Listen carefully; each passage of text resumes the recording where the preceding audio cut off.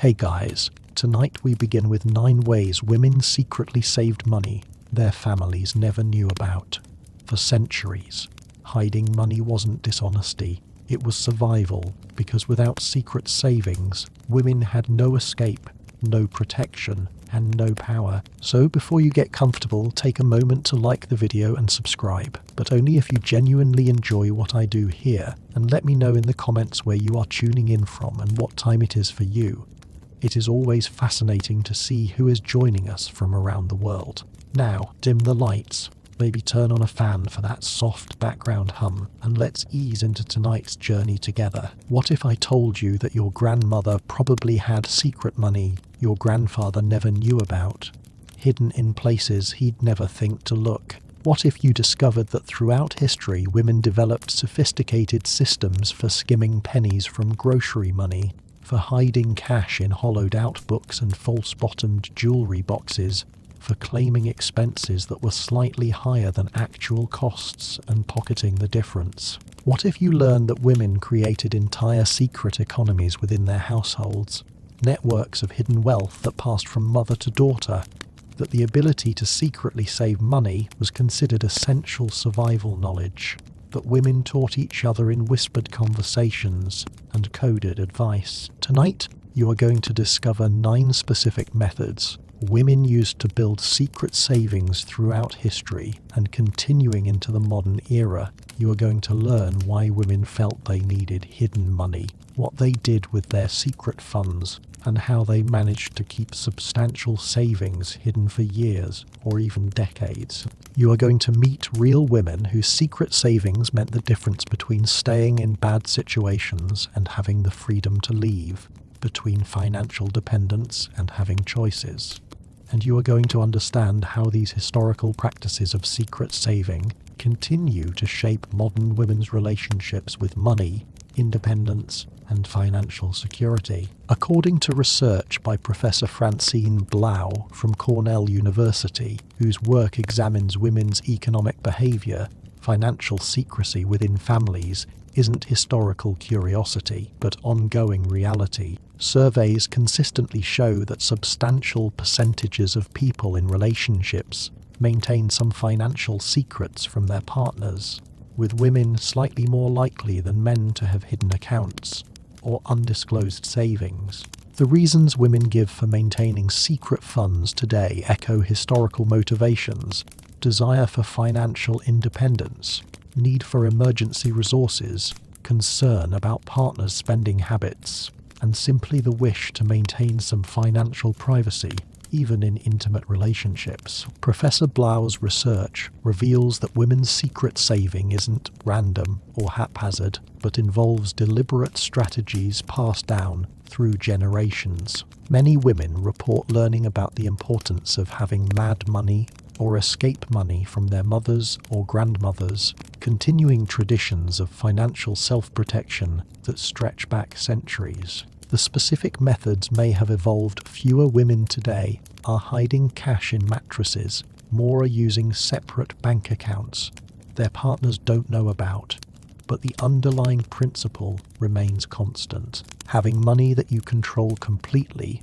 that no one else knows about or can access, provides security and options that women throughout history have valued highly enough to risk the consequences of discovery. Let me tell you about the first method, one of the oldest and most universal techniques women used for building secret savings: the grocery money skim. According to research by Professor Viviana Zelizer from Princeton University, whose work examines the social meaning of money, women who managed household finances had built in opportunities to divert small amounts of money regularly by claiming that groceries or household items cost slightly more than they actually did. A woman might tell her husband that the week's groceries cost $25 when she actually spent $23 pocketing the $2 difference.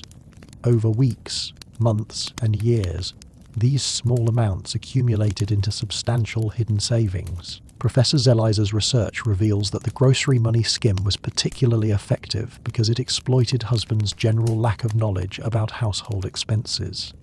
Most men in the 19th and early to mid-20th centuries had no idea what groceries actually cost because they never shopped for them. When a wife reported that she needed $20 for the week's shopping, husbands had no basis for questioning whether that amount was accurate. The division of labor that assigned household management to women created information asymmetries that women used to their advantage, turning their expertise in household economics into opportunities for building hidden wealth. According to Professor Zelizer, successful grocery money skimming required several skills.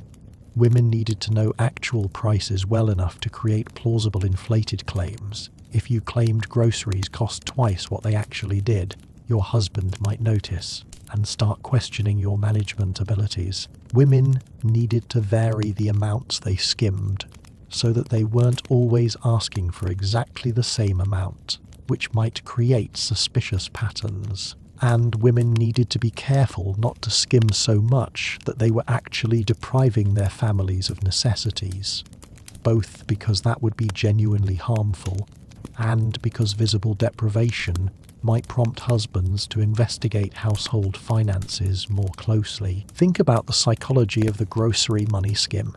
You are taking advantage of your husband's ignorance about household expenses, exploiting the very division of labor that restricts you to domestic duties. You are being dishonest about what things cost, lying regularly about household finances, but you are doing it because you have no legal right to your own money, no way to earn income independently, no security if your husband leaves or dies, or simply decides to cut off your access to money. The grocery money skim was dishonest, but it was rational response to systems that left women financially vulnerable and dependent. Now, let me tell you about a specific woman who mastered the grocery money skim and built substantial savings over decades. According to research by Professor Maxine Berg from the University of Warwick, whose work examines women's economic activities, records from one English family in the 1880s show that the wife, Elizabeth Hayes, managed to save more than £200 over a 25-year period, approximately $30,000 in today's money, primarily through grocery money, skimming supplemented by other small diversions from household accounts. Elizabeth's hidden savings were discovered only after her death, when her daughter found the money hidden in a series of locations around the house, along with detailed records. Elizabeth had kept of every penny she saved. Professor Berg's research reveals that Elizabeth's records show sophisticated financial management. She tracked exactly how much she skimmed each week, noted which expenses provided the best opportunities for inflating claims, recorded her total savings, and even noted when she had to spend some of her hidden money on household necessities because her husband's provided funds were insufficient. Her records show that she understood she was essentially maintaining a household emergency fund that her husband didn't know about. Money that could cover unexpected expenses without her having to ask him for additional funds and risk his anger or his refusal. Elizabeth's records also reveal her motivations. In several entries, she notes that she is saving for her daughter's futures, wanting to ensure they would have dowries even if her husband failed to provide them. In other entries, she mentions saving in case her husband died and left her without adequate provision. And in a few entries, she simply notes satisfaction in knowing she has money of her own resources that give her some independence and security, even though legally everything belongs to her husband. Her motivations combine practical financial planning, maternal protectiveness, and simple desire for autonomy. She wants security, wants to provide for her children, and wants to have some power and control in a system designed to leave her powerless. The grocery money skim has modern equivalents that continue to this day. According to Professor Blaw's research, many couples where one person manages most household shopping report that the shopper has opportunities to save small amounts by buying generic brands while claiming name brand prices, by using coupons while reporting full prices, or by buying items on sale while claiming regular prices. One survey found that approximately 18% of people who do most household shopping admit to regularly keeping some of the difference between what they tell their partners they spent and what they actually spent. The practice continues because the information asymmetry continues. People who don't do the shopping generally don't know what things actually cost. Think about what the grocery money skim reveals about financial power in relationships.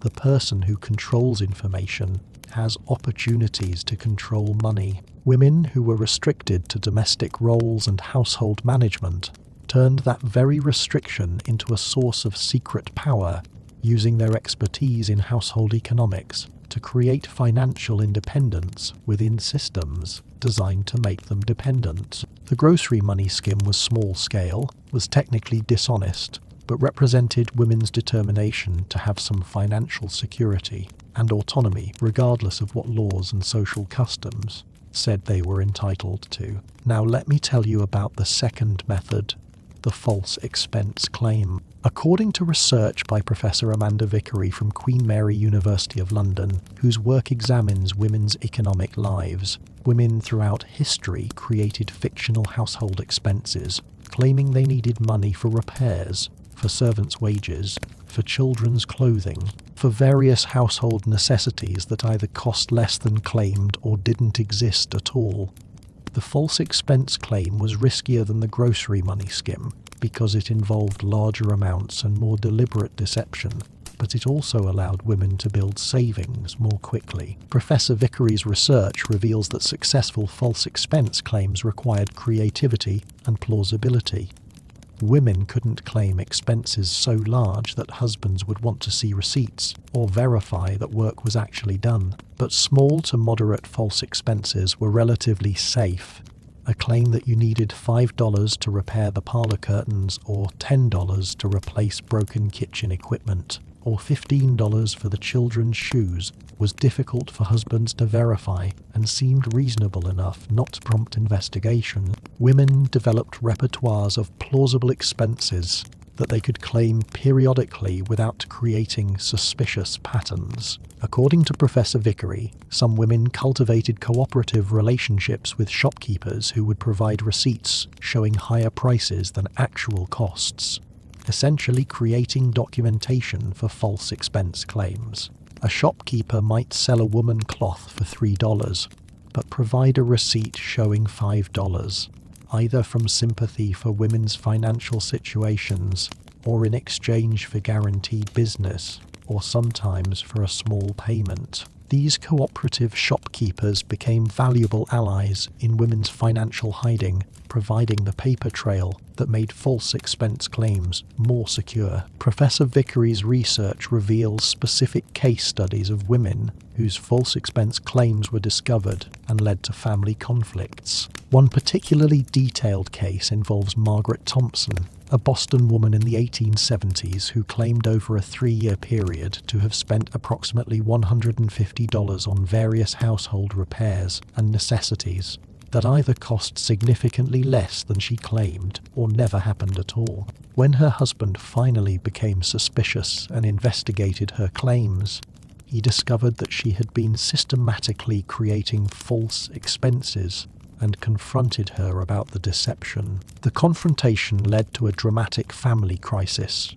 Margaret's husband accused her of theft and threatened to have her institutionalized as insane, which husbands had legal power to do in the 1870s if they could convince doctors that wives were mentally unfit. Margaret defended herself by arguing that she had saved the money to ensure their children's education because her husband spent money on drinking and gambling rather than saving for the family's future. She produced detailed records showing that every penny of her hidden savings was still intact and was intended for family benefit, not for her personal use. The case went to family arbitration with both sets of in-laws involved in trying to resolve the conflict. Eventually, a compromise was reached where Margaret agreed to reveal all her hidden savings, which totaled approximately $120, and the money was placed in a trust for the children's education that neither parent could access for other purposes. Margaret avoided being institutionalized but lost the independent control over money that she had built over 3 years. The case demonstrates both the methods women used for secret saving and the serious consequences they faced if discovered. Think about Margaret Thompson's situation. She saw her husband wasting money while their children's future education was unprovided for, but she had no legal right to stop him from spending or to save money herself.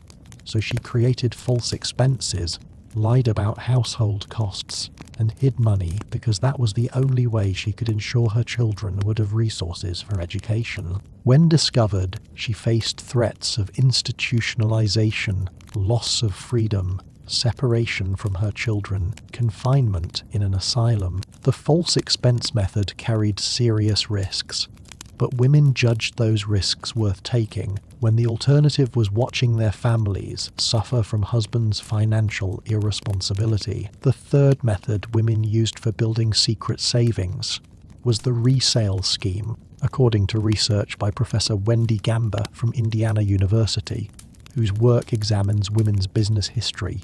Women would purchase household items or clothing that husbands expected them to buy, but would buy cheaper versions or second-hand items, and then keep the difference between what husbands expend and what they actually spent. Or women would purchase items, use them briefly, and then resell them while claiming they were still in use, essentially creating hidden income from household management. Professor Gamber's research reveals that the resale scheme worked particularly well for clothing and household textiles.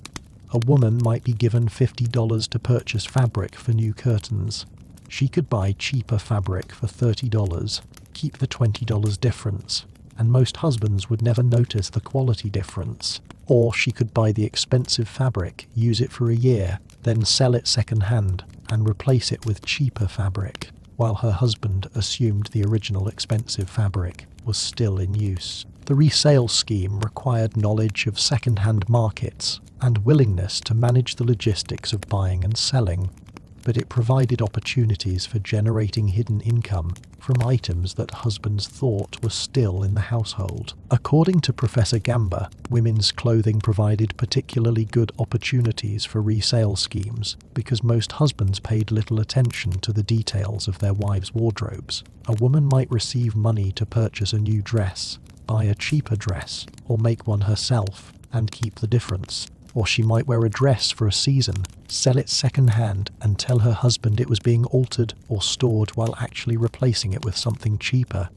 As long as she always had appropriate clothing when needed, most husbands never realized that specific items were being bought, sold, and replaced rather than kept permanently. Professor Gamber's research includes fascinating examples of women who ran quite sophisticated resale operations. One woman in Philadelphia in the 1890s regularly purchased household items and clothing, used them briefly, and then sold them through a network of second-hand dealers, replacing them with cheaper items while pocketing the difference. Over a decade, she generated approximately $800 in hidden income, roughly $25,000 in today's money, from these resale operations, all while maintaining a household that appeared prosperous and well-maintained to her husband, who never suspected that items were constantly being bought, sold, and replaced rather than permanently kept. The resale scheme demonstrates women's understanding of markets and value. To successfully run resale operations, women needed to know what items held resale value, where to sell them, how to price them, how to replace them with cheaper alternatives that would pass inspection. They needed business skills, negotiation, market knowledge, customer relations with second-hand dealers that they deployed in service of building hidden savings. The resale scheme turned household management into a business operation, with women essentially arbitraging between the prices husbands expected them to pay and the actual costs of maintaining households. Think about the resale scheme in the context of consumer culture and material possessions. Women were taking items that were supposed to be permanent household possessions and treating them as temporary, as commodities to be bought and sold for profit. They were undermining the assumption that household items purchased remained in the household, creating instead a flow of goods in and out that generated hidden income. The resale scheme required viewing household possessions in purely economic terms, rather than as permanent fixtures of domestic life. a perspective that challenged conventional ideas about women, domesticity, and material culture. Now, let me tell you about the fourth method, the gift money hide. According to research by Professor Suzanne Lebsock from Rutgers University, whose work examines women's economic networks, women often received gifts of money from their families, particularly from parents and siblings. Under coverture, money that wives received technically belonged to their husbands, but many women simply never mentioned receiving monetary gifts and hid the money instead of turning it over to their husbands. The gift money hide was relatively safe because husbands often didn't know about gifts women received from their families, and women could plausibly claim they received no money even if they actually received substantial sums. Professor Lebsock's research reveals that families often conspired with daughters and sisters to help them hide gift money from husbands. Parents who understood coverture's injustice and who wanted their daughters to have some financial security would give monetary gifts with explicit instructions to hide the money and never mention it to husbands. Siblings would give money with similar understanding that it was meant to be hidden rather than turned over to brothers-in-law. These family conspiracies created networks of financial hiding, where multiple people cooperated to ensure women had hidden resources. According to Professor Lebsock, the amounts women received and hid through gift money could be substantial. One woman in Virginia in the 1850s received approximately $2,000 over a 15-year period from her parents and siblings, roughly $70,000 in today's money, all of which she hid from her husband in various locations and accounts. Her family gave the money specifically to ensure she would have resources if she needed to leave her husband or if he left her without provision, creating essentially a family-funded insurance policy against marital abandonment or abuse. Professor Lebsock's research reveals that gift money hiding sometimes created complicated family dynamics. Husbands who discovered that their wives had been receiving and hiding monetary gifts from families sometimes became angry at both their wives and their in-laws, seeing the gifts and hiding as evidence that wives' families didn't trust them or respect their authority. Some husbands demanded that wives reveal all hidden gift money and turn it over, creating conflicts between wives' loyalty to families who gave the gifts and wives' legal obligations to husbands who had rights to all marital property. One particularly dramatic case involved a woman whose husband discovered after 20 years of marriage that she had been receiving and hiding monetary gifts from her wealthy father throughout their marriage.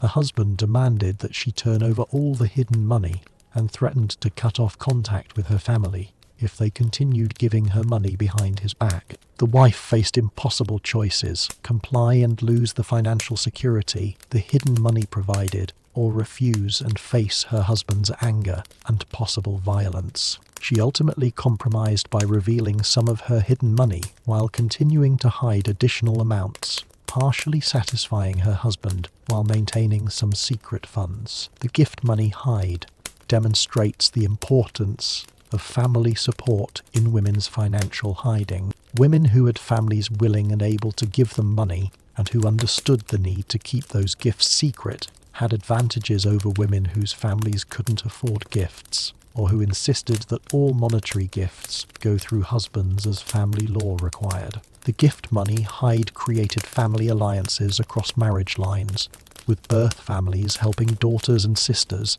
maintain some financial independence within marriages where law and custom denied them independence. Think about the ethics of the gift money hide. Your parents give you money that comes from your family, but the law says it belongs to your husband the moment you receive it. If you hide the gift, you are concealing assets that legally belong to him, stealing from him according to law. But morally, shouldn't money your parents give you be yours to control? The gift money hide represented women's and their families' rejection of legal principles that gave husbands rights to money that came from wives' families. Assertion that family relationships and family money should remain separate from husband's legal authority. The fifth method women used for building secret savings was the hobby income hide. According to research by Professor Wendy Gamber, many women engaged in activities that generated small amounts of income: sewing, laundry work, baking, teaching music or languages, taking in boarders, and hid the income, rather than turning it over to their husbands. The hobby income hide was easier for middle-class women than grocery money skimming, because it created new income rather than diverting existing household funds. But it required having skills and time to generate income, and required hiding the activities or disguising them as hobbies rather than paid work. Professor Gamber's research reveals that women often described their income generating activities in ways that downplayed the economic nature and made them seem like social activities or charitable work rather than businesses. A woman who sewed for payment might describe her work as helping out a friend rather than running a dressmaking business. A woman who took in boarders might present it as providing hospitality to relatives or friends rather than running a boarding house. A woman who gave music lessons for payment might claim she was teaching as a favour or for practice rather than as paid instruction. These descriptions allowed women to generate income while maintaining appearances that they weren't engaged in commerce or business. According to Professor Gamber, the amounts women earned and hid through hobby income varied enormously but could be substantial. One woman in New York in the 1870s ran a small dressmaking business from her home, employing 2 assistants and serving about a dozen regular clients, generating approximately $400 per year in profit, roughly $10,000 in today's money, all of which she hid from her husband, who believed she occasionally did some sewing as a hobby, but had no idea about the scale of her business or the income it generated. She maintained the business for more than 15 years, accumulating over $6,000 in hidden savings before her husband discovered the operation. The discovery came when one of the woman's clients mentioned the dressmaking business to the husband at a social event, assuming he knew about it. The husband confronted his wife, and she eventually revealed both the business and the hidden savings. The husband was outraged, feeling humiliated that other people knew about his wife's business while he remained ignorant, and feeling betrayed by the deception. He demanded that she shut down the business immediately and turn over all the hidden money. The wife refused, arguing that she had earned the money through her own labour and had every right to keep it. The dispute escalated into a legal case about whether the wife's earnings from her business belonged to her or to her husband under coverture. The case was eventually settled when the wife agreed to share the hidden savings with her husband, but retained the right to continue her business and keep future earnings. The settlement essentially established a separate estate for the wife's business income, giving her rights to her own earnings, even though formal Married Women's Property Acts hadn't yet been passed in that jurisdiction. Professor Gamber's research reveals that many women who ran hobby income businesses felt morally justified in hiding their earnings, because they were generating new income through their own labour, rather than diverting household funds that husbands provided. They believed that money they earned themselves should be theirs to control, regardless of what coverture said about husbands' rights to wives' earnings. The hobby income hide represented women's assertion that their labour had value and that they deserved to benefit from their own work. Think about the hobby income hide in the context of women's labour and its valuation. Women were doing work that had clear economic value, sewing clothing, providing lodging, teaching skills, work that generated income and satisfied customers. But they had to disguise their work as hobbies or social activities rather than businesses, because married women legally couldn't engage in commerce without husbands' permission. The hobby income hide allowed women to participate in market economy while technically complying with restrictions on married women's business activities, a form of economic resistance that simultaneously acknowledged legal restrictions and subverted them. The sixth method was the charity donation skim. According to research by Professor Kathleen McCarthy from City University of New York, whose work examines women's philanthropy, women who were involved in charitable activities and organisations sometimes claimed they were donating more money to charity than they actually donated, pocketing the difference. Or they claimed they were donating to charity when they were actually keeping the money as hidden savings. The charity donation scheme exploited both social expectations that respectable women would be involved in charity and many husbands' general support for their wives' charitable activities. Professor McCarthy's research reveals that the charity donation scheme worked because many husbands encouraged wives' charitable involvement as appropriate feminine activity, and because most husbands didn't closely track how much money their wives gave to specific charities. If a wife said she wanted $20 to donate to a church mission or orphanage or relief society, most husbands would provide the money without asking for receipts or verification that donations were actually made. This created opportunities for women to claim charitable donations while actually keeping some or all of the money for hidden savings. According to Professor McCarthy, some charitable organizations actually cooperated with women in charity donation skimming by accepting smaller donations than women claimed while providing receipts for larger amounts, essentially helping women hide money from their husbands. The organizations understood that women had limited access to money and limited ability to control household finances, and they were willing to help women build hidden savings in exchange for whatever donations women could actually provide. These arrangements created mutual benefits. Organizations received genuine donations, even if smaller than claimed, and women received documentation that supported their claims of charitable giving while allowing them to hide significant amounts. Professor McCarthy's research reveals specific examples of women who built substantial savings through charity donation skimming. One woman in Chicago in the 1880s claimed over a decade to have donated more than $500 to various charitable causes, approximately $15,000 in today's money, while actually donating less than half that amount and keeping the rest as hidden savings. She maintained detailed records showing exactly how much she claimed to donate, how much she actually donated, and how much she kept, demonstrating sophisticated tracking of her skimming operations. Her records also reveal her motivations and justifications. She wrote that she believed charity begins at home and that ensuring her own children's security was more important than giving money to strangers, even worthy, charitable causes. She noted that her husband gave her no other way to access money for savings, and that claiming charitable donations was the only method available to her for building hidden funds. And she observed that the charitable organizations she worked with understood her situation and were willing to cooperate because they recognized that women needed ways to build financial security. The charity donation scheme creates interesting ethical questions. You are claiming to give money to charity, but actually keeping it for yourself, essentially lying about charitable donations and potentially depriving worthy causes of resources. But you are doing it because you have no legal right to keep any money, no way to save openly, no financial security without hidden funds. The charity donation scheme represented women's judgment that their own financial security took priority over charitable giving, that ensuring they had resources to protect themselves and their children was more important than donating to even worthy causes. Think about what the charity donation scheme reveals about the intersection of gender, money, and morality.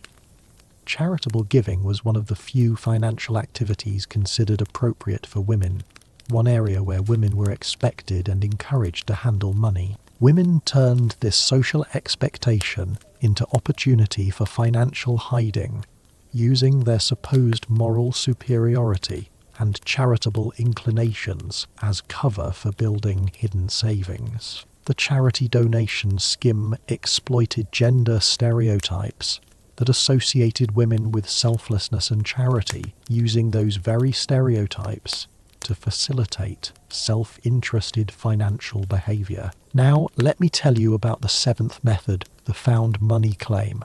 According to research by Professor Ellen Hartigan O'Connor from the University of California, Irvine, whose work examines women's economic practices, women sometimes claimed to have found money or received unexpected small windfalls. when they had actually been saving systematically and accumulated the funds through other hidden methods.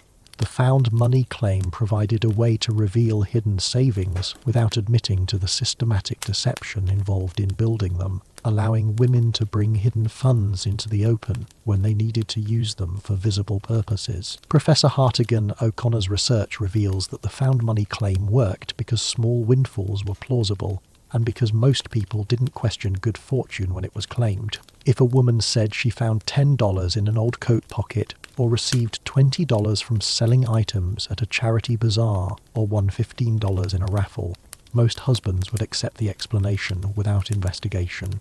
The found money claim allowed women to explain the sudden appearance of money without revealing that they had been hiding savings for months or years. According to Professor Hartigan O'Connor, women used the found money claim strategically when they needed to spend hidden savings on something visible that their husbands would notice. If a woman had been saving secretly and wanted to use the money to buy something substantial, new furniture, medical treatment for a child, payment for education expenses, she couldn't just produce the money without explaining where it came from. The found money claim provided a plausible explanation that avoided revealing systematic financial hiding. Professor Hartigan O'Connor's research includes a fascinating case of a woman who used the found money claim multiple times over a 10-year period to reveal portions of her hidden savings when needed. Each time she wanted to make a significant purchase, she would claim some minor windfall, money found, small inheritance from a distant relative, proceeds from selling items she claimed had been stored away. Her husband eventually became suspicious about her remarkable frequency of small windfalls and confronted her about whether she was hiding money. She initially denied systematic hiding, but eventually admitted that she had been skimming from household funds for years and had accumulated approximately $150 in hidden savings, roughly $4,500 in today's money. The confrontation led to what she later described in letters as the worst crisis of her marriage. Her husband felt betrayed by the systematic deception, humiliated that she had been hiding money while he believed he was providing adequately for the family, and angry that she had lied repeatedly with the found money claims. She defended herself by arguing that she had used the hidden money only for family needs, medical expenses, children's education, household necessities, and that she had never spent any of it on herself. She argued that her husband's irregular income made saving essential, and that he spent money on personal pleasures while failing to save for emergencies. The case illustrates both the utility of the found money claim and its limitations. The claim allowed the woman to use hidden savings when needed without immediate revelation of the underlying deception, but repeated use of the claim eventually created suspicions that led to discovery of the systematic hiding. The found money claim was effective for occasional use but broke down when used too frequently, suggesting that women had to balance the need to access hidden savings against the risk that too many lucky windfalls would seem implausible. Think about the found money claim as a transitional strategy between complete hiding and complete revelation. Women who had been hiding money systematically sometimes needed to bring some of it into the open to use for visible purposes. The found money claim provided a middle ground, allowing women to explain the appearance of money without admitting to the full extent of their hiding. It was a way of managing information flow, revealing that money existed without revealing how it was actually accumulated. The eighth method women used for building secret savings was the inheritance hide. According to research by Professor Carol Shammers from the University of Southern California, whose work examines inheritance patterns, women who inherited money or property from family members sometimes hid the inheritance, claiming they received nothing or only nominal amounts, while actually receiving substantial estates. The inheritance hide worked because many husbands didn't closely track their wives' family situations and wouldn't necessarily know what wives were entitled to inherit. Women could claim that inheritances went to other family members, or that estates were smaller than they actually were, hiding the real amounts. Professor Shammers' research reveals that families sometimes conspired with daughters to hide inheritances from sons-in-law. Parents dying and leaving estates would structure inheritances in ways that made hiding easier, leaving property in trust, rather than as outright bequests, leaving money to trustees who would hold it for daughters' benefit, leaving property to daughters with instructions to hide it from husbands. These arrangements required legal knowledge and planning, but they show that families understood coverture's threat to daughters' inheritances and took steps to protect family property from sons-in-law's control. According to Professor Shammers, the amounts women hid through inheritance hiding could be very substantial. One woman in Pennsylvania in the 1860s inherited approximately $5,000 from her father, roughly $160,000 in today's money, and successfully hid the entire inheritance from her husband for more than 20 years by having trustees manage the property and send her income in small amounts that she presented as minor gifts from her family. Her husband never knew about the substantial inheritance, believing his wife's family had left her only token amounts. The inheritance was discovered only when the woman died, and her will revealed the trust arrangement and the substantial assets she had controlled secretly throughout her marriage. Her husband was shocked to discover that his wife had been secretly wealthy while allowing him to believe she had no independent means. He attempted to claim the property as part of her estate that should come to him as her surviving husband, but courts ruled that the trust arrangement and her will's clear intentions meant the property passed to her children rather than to him. The case established that even under coverture, women could successfully maintain separate property through trust arrangements if properly structured and maintained. Professor Shammers' research reveals that inheritance hiding was most successful when women had cooperative family members or trustees willing to help maintain the secrecy. Hiding an inheritance required someone else, trustees, siblings, other family members, to hold legal title to property or to manage assets without revealing the woman's beneficial interest. These cooperative arrangements required trust that intermediaries wouldn't betray the secret to husbands and wouldn't try to claim the property as their own. The inheritance hide demonstrated that women's financial hiding often required networks of cooperation rather than individual action. Think about inheritance hiding in the context of family loyalty and marital obligations. Your parents die and leave you an inheritance, money they earned, property they wanted you to have.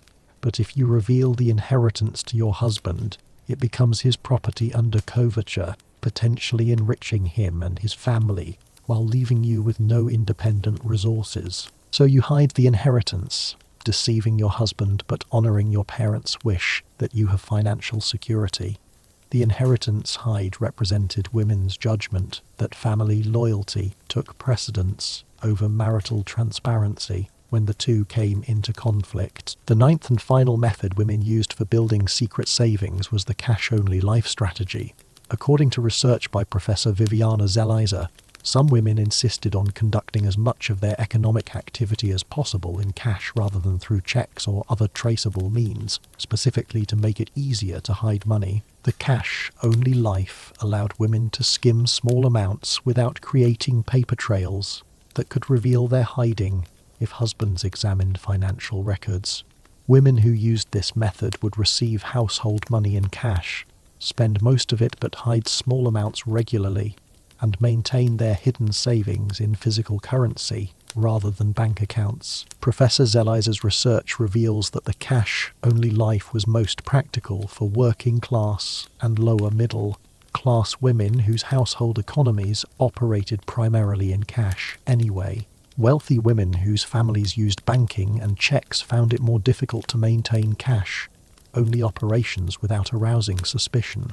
But for women in families where most transactions were in cash, skimming small amounts regularly and hiding physical currency was relatively safe and difficult for husbands to detect. According to Professor Zelizer, the amounts women saved through the cash-only life strategy were typically modest, a few dollars per month, accumulating to perhaps $50, $100 over several years.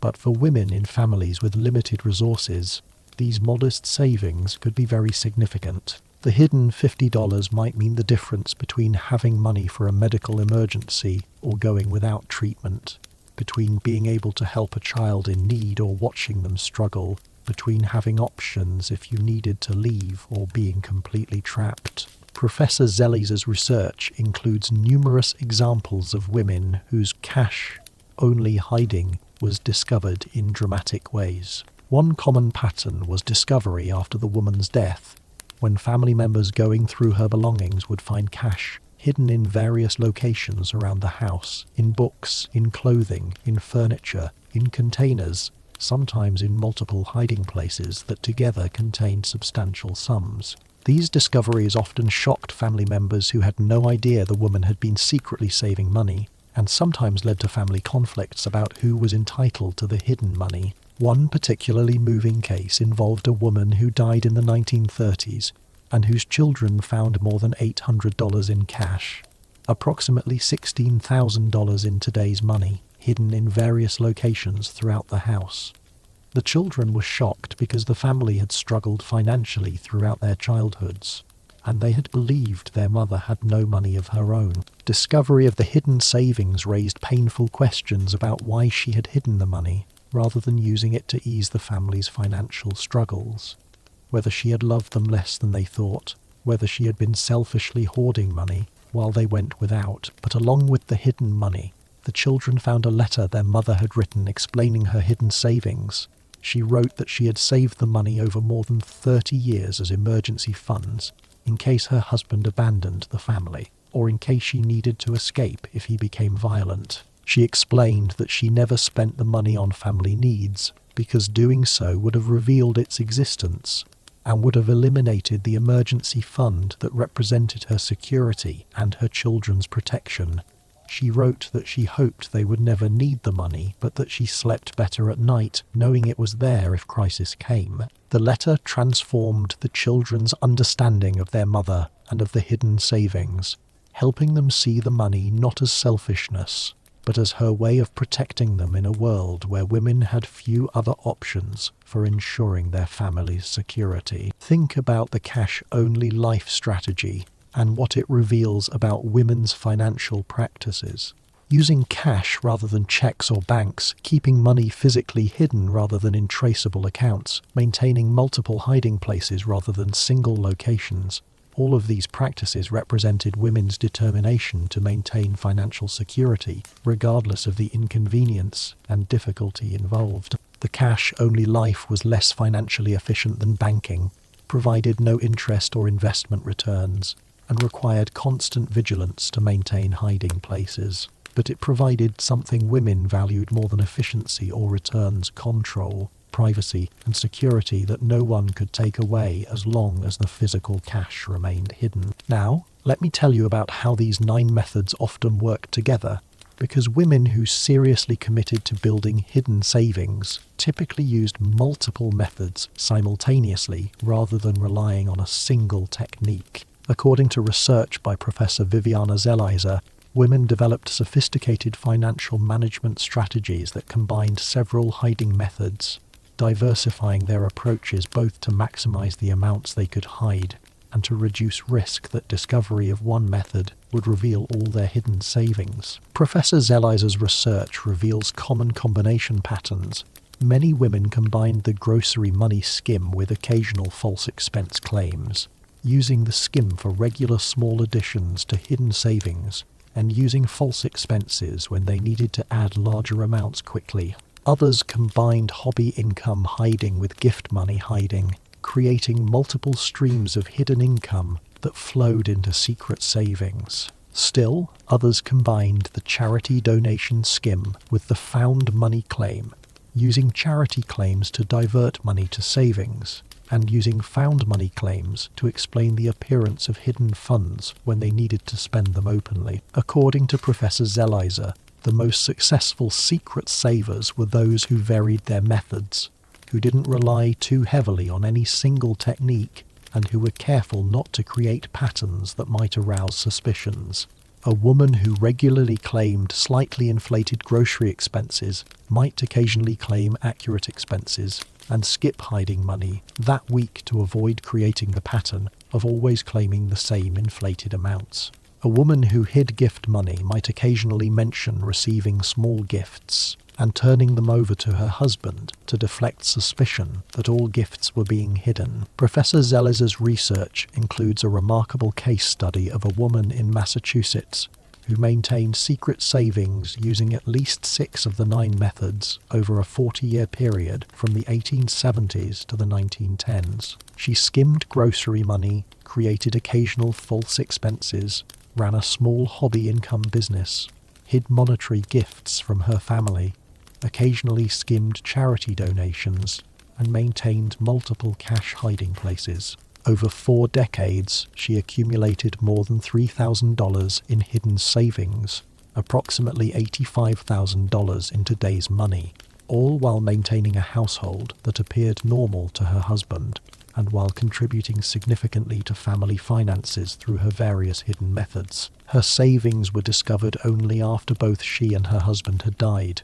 when their children were settling the estate and found detailed records she had kept of all her hiding activities, along with the substantial cash reserves she had accumulated. The records showed meticulous tracking of every penny hidden, notes about which methods worked best and which created risks, observations about her husband's attention to finances and which activities he noticed, and reflections on her motivations and her feelings about the systematic deception she maintained for decades. Her writings reveal complex emotions. She wrote about pride in her ability to accumulate substantial savings through careful management and disciplined hiding. She wrote about guilt over deceiving her husband, whom she described as generally a good man who loved her and provided adequately for the family. She wrote about fear of discovery and what would happen if her hiding was revealed. And she wrote about deep satisfaction in knowing she had money that no one could take from her, that she had power and options, even in a legal system designed to leave her powerless and dependent. Think about this woman's 40-year commitment to secret saving, 4 decades of careful skimming, of creating false expenses, of hiding income, of maintaining multiple hiding places, of keeping detailed secret records, of constant vigilance to avoid discovery. 4 decades of living a double financial life where the money her husband saw was only part of the story, and substantial resources remained hidden. The commitment required to maintain secret savings over such long periods demonstrates both how much women valued financial independence and security, and how much effort they were willing to invest to obtain and maintain that security, despite legal and social systems that denied them rights to their own money. Let me tell you about the practical challenges women faced in maintaining hidden savings, because secret saving wasn't just a matter of finding methods to hide money, but also involved constant practical difficulties.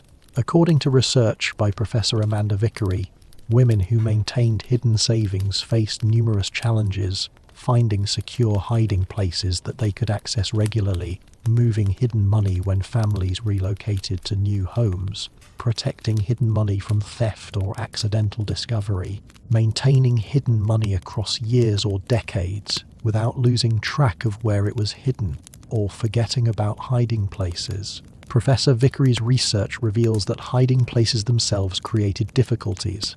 Money hidden in mattresses or furniture could be discovered during cleaning or moving. Money buried in gardens or hidden outdoors was vulnerable to weather and to being lost if the woman forgot exact locations.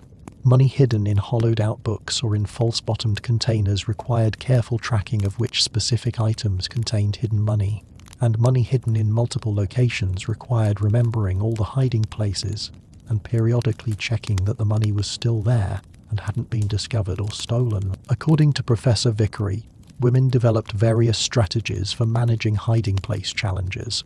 Some women kept secret written records of hiding places, though written records themselves had to be hidden and created risks if discovered. Other women used mnemonic devices or created mental maps of hiding places, accepting the risk that if they died suddenly, the hidden money might never be found.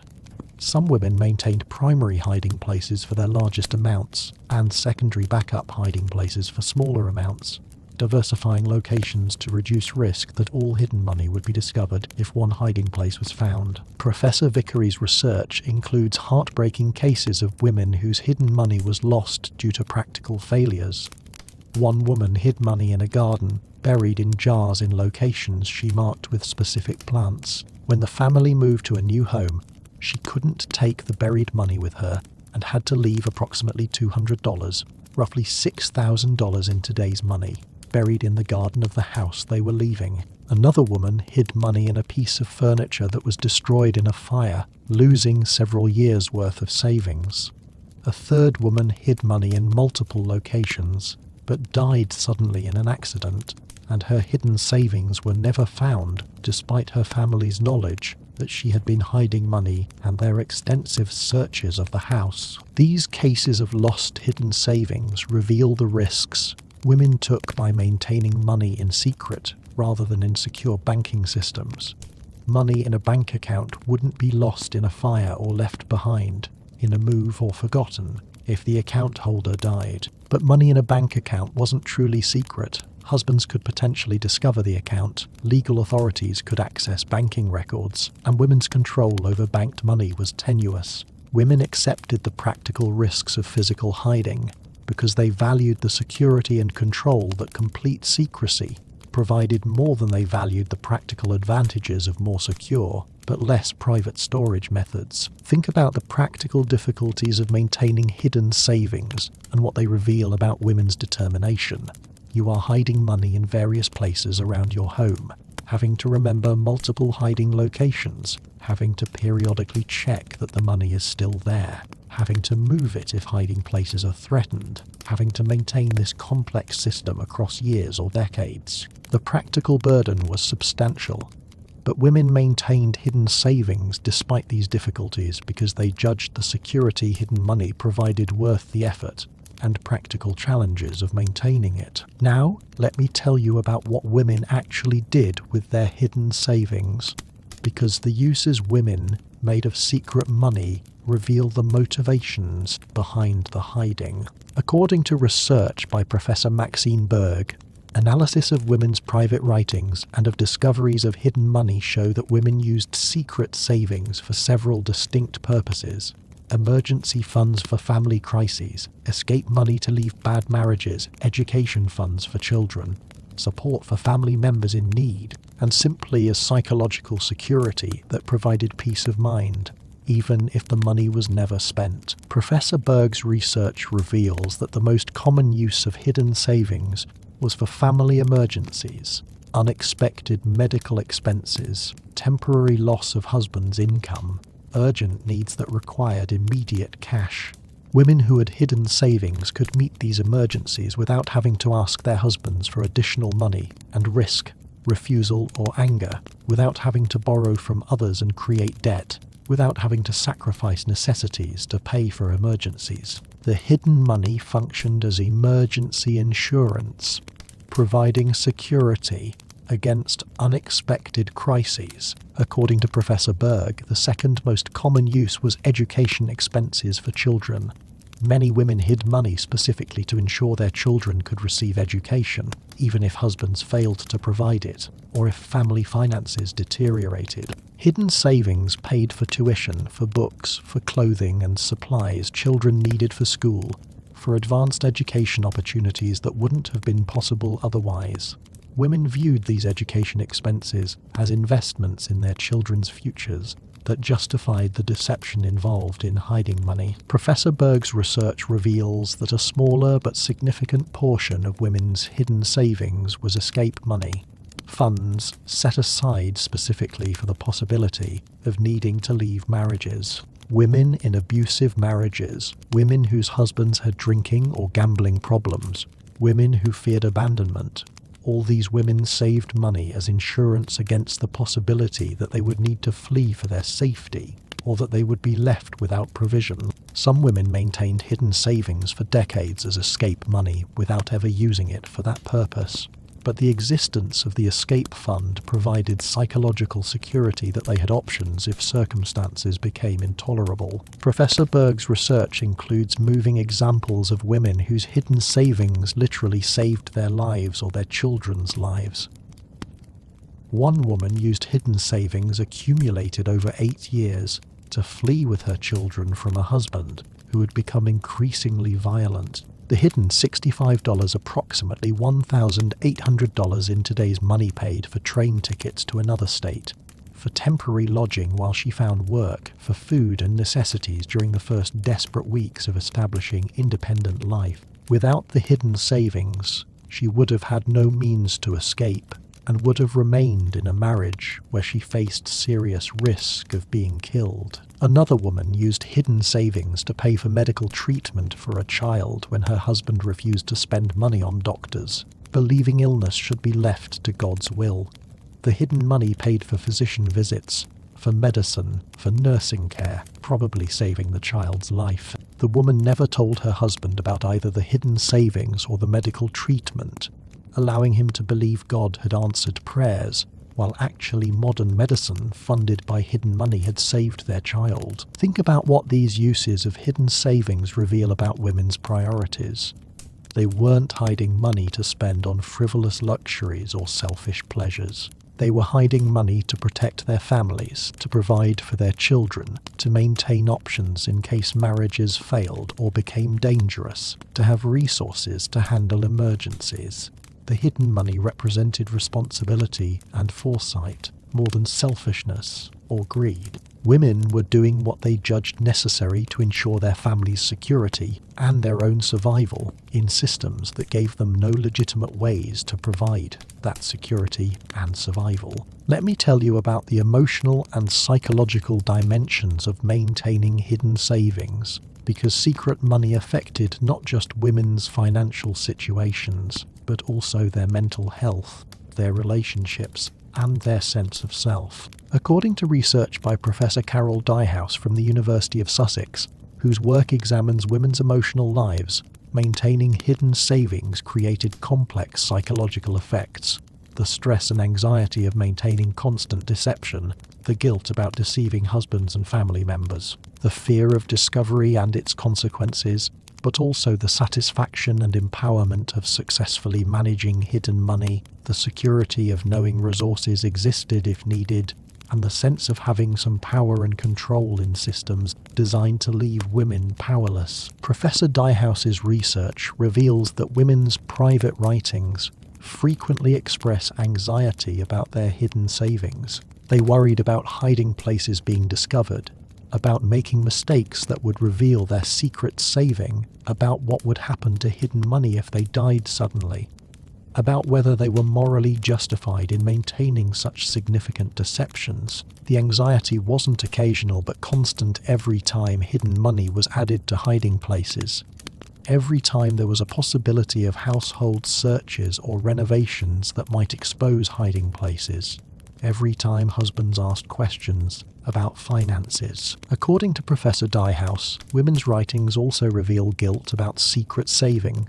Many women believed that marriages should be based on honesty and transparency, that deceiving husbands was morally wrong, even when they believed the deception was necessary. Women struggled with internal conflicts between believing their hiding was justified and necessary, and believing that maintaining secrets from husbands was betrayal of marital trust. The guilt was complicated by the fact that many women were hiding money from husbands they genuinely loved and who weren't abusive or cruel, making the deception feel even more like betrayal rather than self-protection. Professor Diehouse's research reveals that alongside anxiety and guilt, women also experienced positive emotions about hidden savings. Women wrote about pride in their ability to accumulate money through careful management, about satisfaction in successfully hiding money over long periods without discovery, about feelings of power and capability in managing complex financial operations. They wrote about the security and peace of mind hidden money provided, knowing they had resources if needed, and they wrote about the validation of proving to themselves that they had financial intelligence and management skills. despite social beliefs that women weren't capable of understanding money or managing finances. Professor Dyhouse's research includes fascinating examples of how hidden savings affected women's sense of identity and self-worth. One woman wrote that her hidden savings made her feel like she was living a secret second life, where she was powerful and capable rather than just a dependent wife. Another wrote that maintaining hidden money was the only aspect of her life where she felt she had real control and agency. A third wrote that her hidden savings proved to herself that she was intelligent and competent, despite her husband and society telling her women weren't capable of financial management. Think about the psychological complexity of maintaining hidden savings. You are experiencing constant stress and anxiety about discovery, feeling guilty about systematic deception, fearing consequences if your hiding is revealed. But you are also feeling pride and satisfaction in your financial management abilities, feeling secure because you have resources, feeling empowered by having some control and options. The psychological effects of hidden savings were contradictory and complex, creating emotional lives where stress and empowerment, guilt and satisfaction, fear and confidence all coexisted in complicated psychological landscapes. Now let me tell you about discoveries of hidden savings and what happened when women's secret money was revealed. According to research by Professor Hendrik Hartog from Princeton University, whose work examines marriage and law, discoveries of wives' hidden savings typically led to serious marital conflicts, with husbands feeling betrayed by the deception, humiliated that their wives had been hiding money, and angry about loss of control over family finances. The severity of conflicts varied based on the amounts hidden, the methods used to hide them, the husbands' personalities, and the overall quality of marriages. But discovery almost always created significant relationship damage even when marriages survived the crisis. Professor Hartog's research reveals that husbands' reactions to discoveries of hidden savings ranged from relatively mild disappointment to violent rage. Some husbands, particularly those in generally good marriages with wives who hid modest amounts, accepted explanations that the hiding was for family security and eventually forgave the deception. Other husbands became extremely angry, viewing hidden savings as evidence of wives' fundamental untrustworthiness, as challenges to husbands' authority, or as theft of money that legally belonged to them. The worst reactions involved violence, threats of divorce, or institutionalization, or actual legal actions to reclaim hidden money and punish wives for hiding it. According to Professor Hartog, wives' responses to discovery varied as well. Some wives immediately confessed everything, revealed all hiding places and amounts, and begged for forgiveness. Others admitted to some hiding while continuing to conceal additional amounts, protecting at least some of their hidden savings, even after partial discovery. Still, others defended their hiding as justified and necessary, arguing that they had earned or saved the money and had rights to keep it regardless of what coverture said about husbands' legal ownership. Professor Hartog's research includes numerous case studies of specific discoveries and their consequences. One particularly dramatic case involved a husband who discovered his wife's hidden savings of approximately $400, roughly $12,000 in today's money. After 15 years of marriage, the husband confronted his wife, who initially denied hiding money, but eventually admitted to the savings when he threatened to search the house. The confrontation escalated into a physical altercation where the husband struck his wife multiple times, demanded she reveal all hiding places, and confiscated all the hidden money. The wife fled to her family's home and sought legal separation based on the violence. The legal proceedings revealed details of both the hidden savings and the husband's violent reaction. The court expressed sympathy for the wife's desire to have emergency funds, but ruled that under coverture the husband had legal right to the money, and that the wife's hiding constituted concealment of marital property. However, the court also ruled that the husband's violent reaction was excessive and illegal, granting the wife legal separation and ordering the husband to return a portion of the hidden money as the wife's separate maintenance. The case demonstrates the complicated legal and moral issues surrounding hidden savings. Courts recognized that wives had practical reasons for hiding money, but still enforced coverture's principle that husbands had legal rights to all marital property. Courts condemned violence but still maintained husbands' financial authority. The legal system acknowledged injustices, but still largely upheld the legal structures that created the injustices in the first place. Think about the consequences women faced when hidden savings were discovered. You risk violence, risk divorce and loss of your children, risk legal actions, risk losing all the money you worked so hard to save and hide. Discovery could mean not just losing the hidden savings, but also losing your home, your family, your social standing, potentially even your freedom, if husbands successfully had you institutionalized. The severe consequences women faced for saving their own money demonstrate how fundamentally unjust were legal systems that denied women rights to any financial independence or security. Let me tell you about how women's secret saving practices changed over time as legal reforms gave married women more rights to their own property. According to research by Professor Reva Siegel from Yale Law School, married women's property acts passed in various jurisdictions from the mid-19th century onward gradually gave married women legal rights to their own earnings and property, theoretically eliminating the need for secret saving. But Professor Siegel's research reveals that legal changes didn't immediately end women's financial hiding. For several reasons, Professor Siegel's research reveals that many women didn't know about their new legal rights to separate property, continuing to hide money because they believed they still had no legal rights.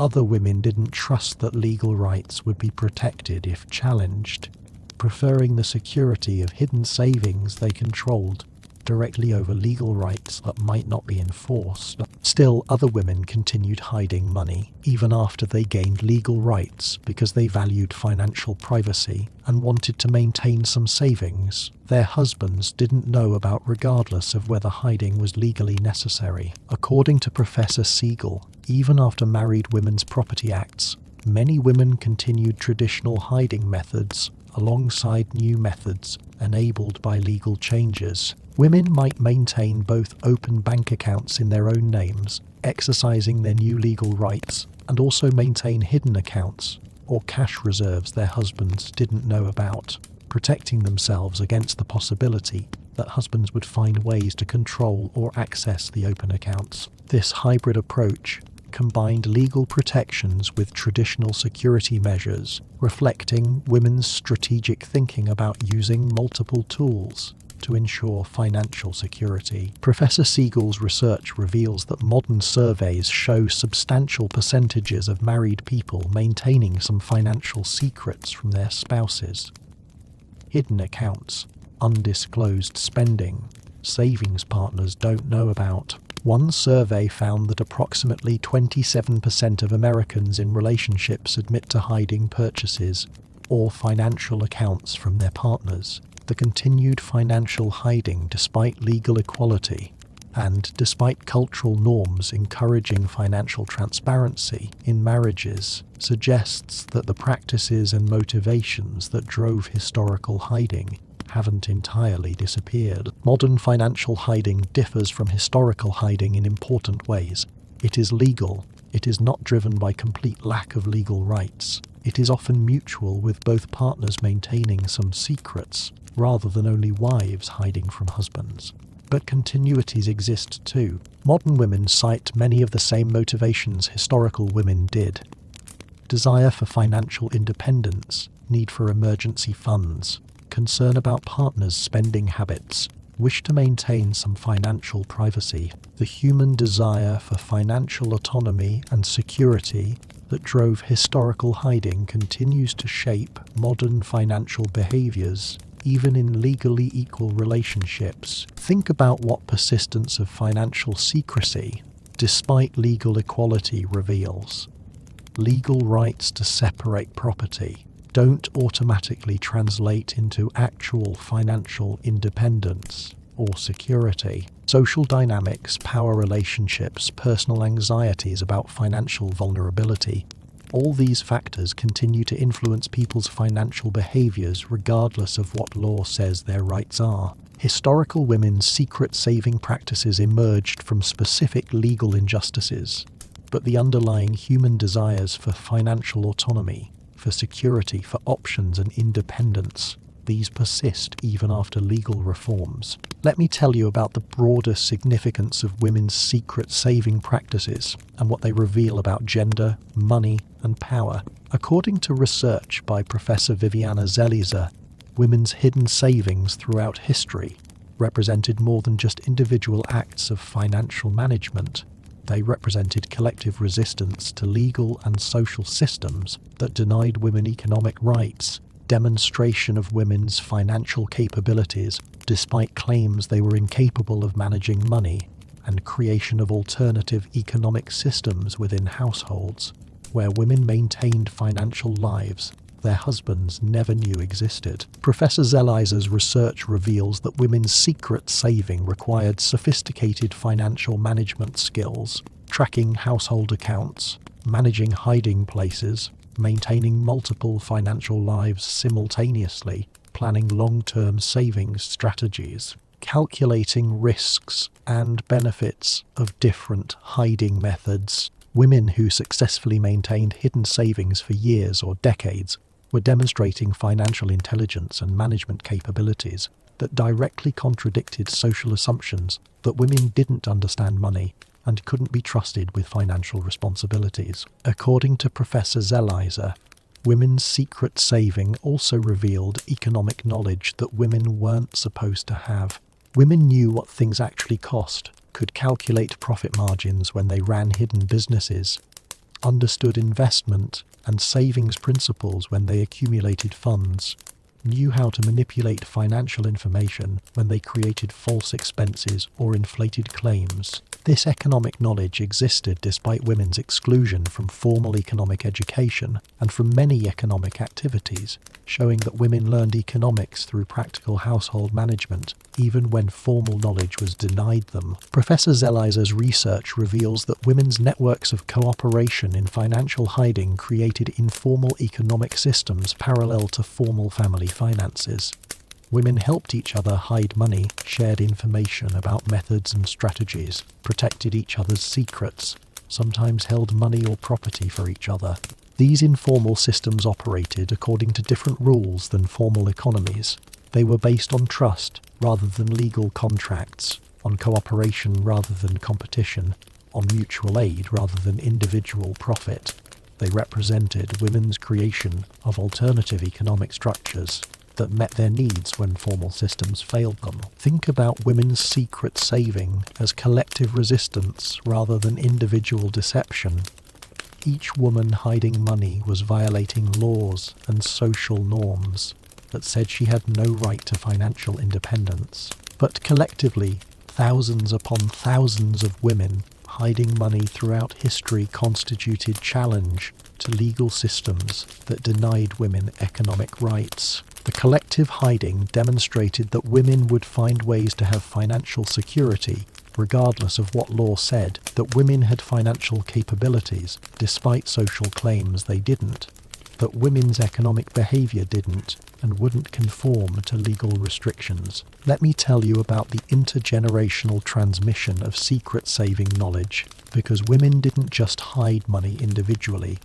They taught each other hiding strategies across generations, creating traditions of financial resistance that passed from mothers to daughters, from aunts to nieces, from grandmothers to granddaughters. According to research by Professor Tamara Havran from the University of Delaware, whose work examines family history, women's private writings and oral histories reveal that knowledge about hiding money was explicitly taught within families, with older women initiating younger women into the practices and techniques that would help them maintain financial security once they married. Professor Harrivan's research reveals that the transmission of hiding knowledge often happened during the period when daughters were preparing for marriage. Mothers would have private conversations with daughters, warning them that they would need to have some money their husbands didn't know about, teaching them methods for skimming small amounts from household funds, advising them on hiding places and on how to avoid detection.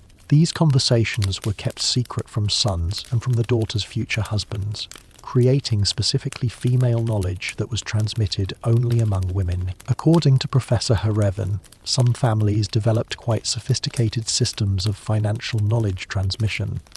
One woman's diary describes how her grandmother, mother, and aunt all sat her down shortly before her wedding and gave her what they called financial survival training. They taught her how to inflate household expense claims, how to create plausible false expenses, where to hide money within a household, how to keep secret records, and how to maintain deception over long periods without getting caught. They gave her specific advice based on their own experiences. Never hide money in the same place twice in a row. Always vary the amounts you skim, so there is no pattern. Keep your hidden total modest enough that you could explain it as savings from household management if discovered. Professor Harrivan's research reveals that this intergenerational teaching created family traditions of financial hiding that could last for generations.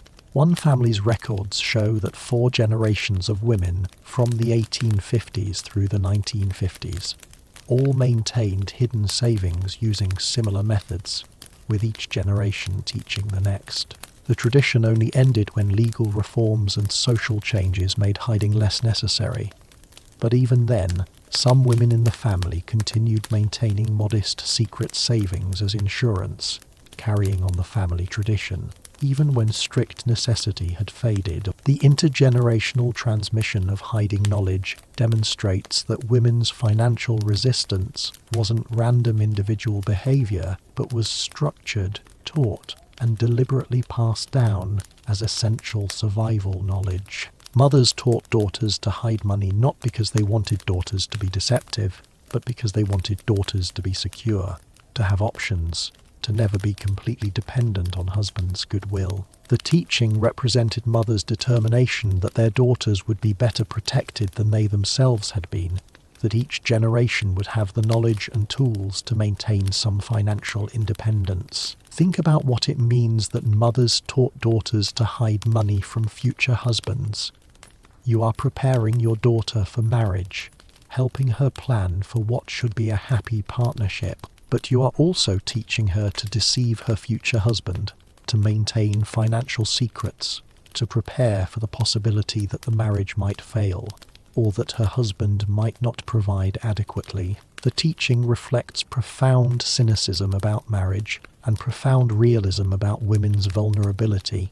Mothers who loved their daughters recognized that love and marriage didn't protect women from financial dependence and potential abandonment or abuse. Now let me tell you about the specific objects and material culture of secret saving, because women didn't just hide money abstractly, they used specific physical objects and adapted household items to create hiding places, and these objects themselves became part of the material culture of financial resistance.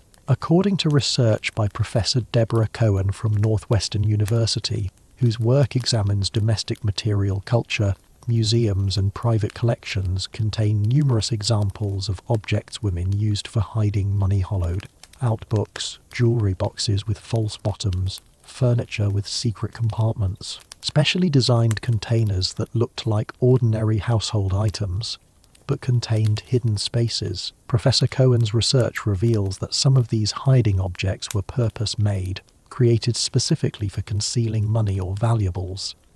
Jewellery box makers in the 19th century regularly created boxes with false bottoms or secret compartments, understanding that their female customers wanted hiding places. Bookbinders would hollow out books on request, creating hiding spaces within volumes that appeared to be ordinary books from the outside. Furniture makers created desks, dressing tables and cabinets with secret drawers and hidden compartments that could only be accessed if you knew the trick to opening them. According to Professor Cohen, other hiding objects were ordinary household items that women adapted for hiding purposes. A common hiding place was the flour jar or sugar canister. Woman would place money in waterproof packets or containers and bury them within dry goods, knowing that most husbands never looked in kitchen storage containers. Another common hiding place was inside the stuffing of mattresses or pillows. Woman would carefully open seams, insert money, and sew the seams closed again. Yet another was behind loose wallpaper or inside walls. Woman would find gaps in household construction and use them as hiding places, carefully concealing the access points. Professor Cohen's research includes fascinating discoveries of hidden money in historic houses being renovated or demolished. Contractors renovating old houses have found money hidden in walls, under floorboards, inside chimneys, in attics and basements, sometimes in amounts suggesting the hiding had been maintained for years or decades. These discoveries demonstrate both the variety of hiding places women used and the fact that some hidden money was never recovered, remaining hidden even after the women who hid it had died, and the houses had changed hands multiple times. One particularly moving discovery involved a house being demolished in Massachusetts, where contractors found more than $500 in various denominations from the 1910s through 1940s, hidden in multiple locations throughout the house. Inside walls, under floorboards, in the attic, in the basement. The money appeared to have been hidden by multiple people over several decades, suggesting that successive occupants of the house had used it as a hiding place for their secret savings. Along with the money, contractors found scraps of paper with notes in women's handwriting for emergency, don't tell, children's education, escape money. The notes transformed the money from abstract findings into testimony to women's financial struggles and strategies. Think about these physical objects of hiding and what they reveal. A hollowed-out book wasn't just a container, it was a tool of resistance, a physical embodiment of women's determination to have financial security, despite legal systems that denied them rights to money. A jewellery box with a false bottom wasn't just furniture, it was equipment for maintaining a secret financial life. Every hiding place represented both the practical need to conceal money physically and the psychological weight of maintaining secrets, of having a hidden life that others couldn't know about. Let me tell you about the economics of secret saving and how much money women actually accumulated through these various methods. According to research by Professor Claudia Goldin from Harvard University, whose work examines women's economic history, analysis of discovered hidden savings, of women's diaries that recorded hidden amounts, and of historical financial records, suggests that the amounts women hid varied enormously depending on their economic class, their opportunities for generating or diverting income, and the duration they maintained hidden savings. Professor Goldin's research reveals that working-class women who hid money typically accumulated modest amounts, perhaps $10 to $50 over several years, amounts that represented significant portions of limited household budgets, but weren't large in absolute terms. These women had fewer opportunities to skim large amounts because household budgets were tight, and because skimming too much would create visible deprivation that would prompt investigation. But even these modest amounts could be crucial.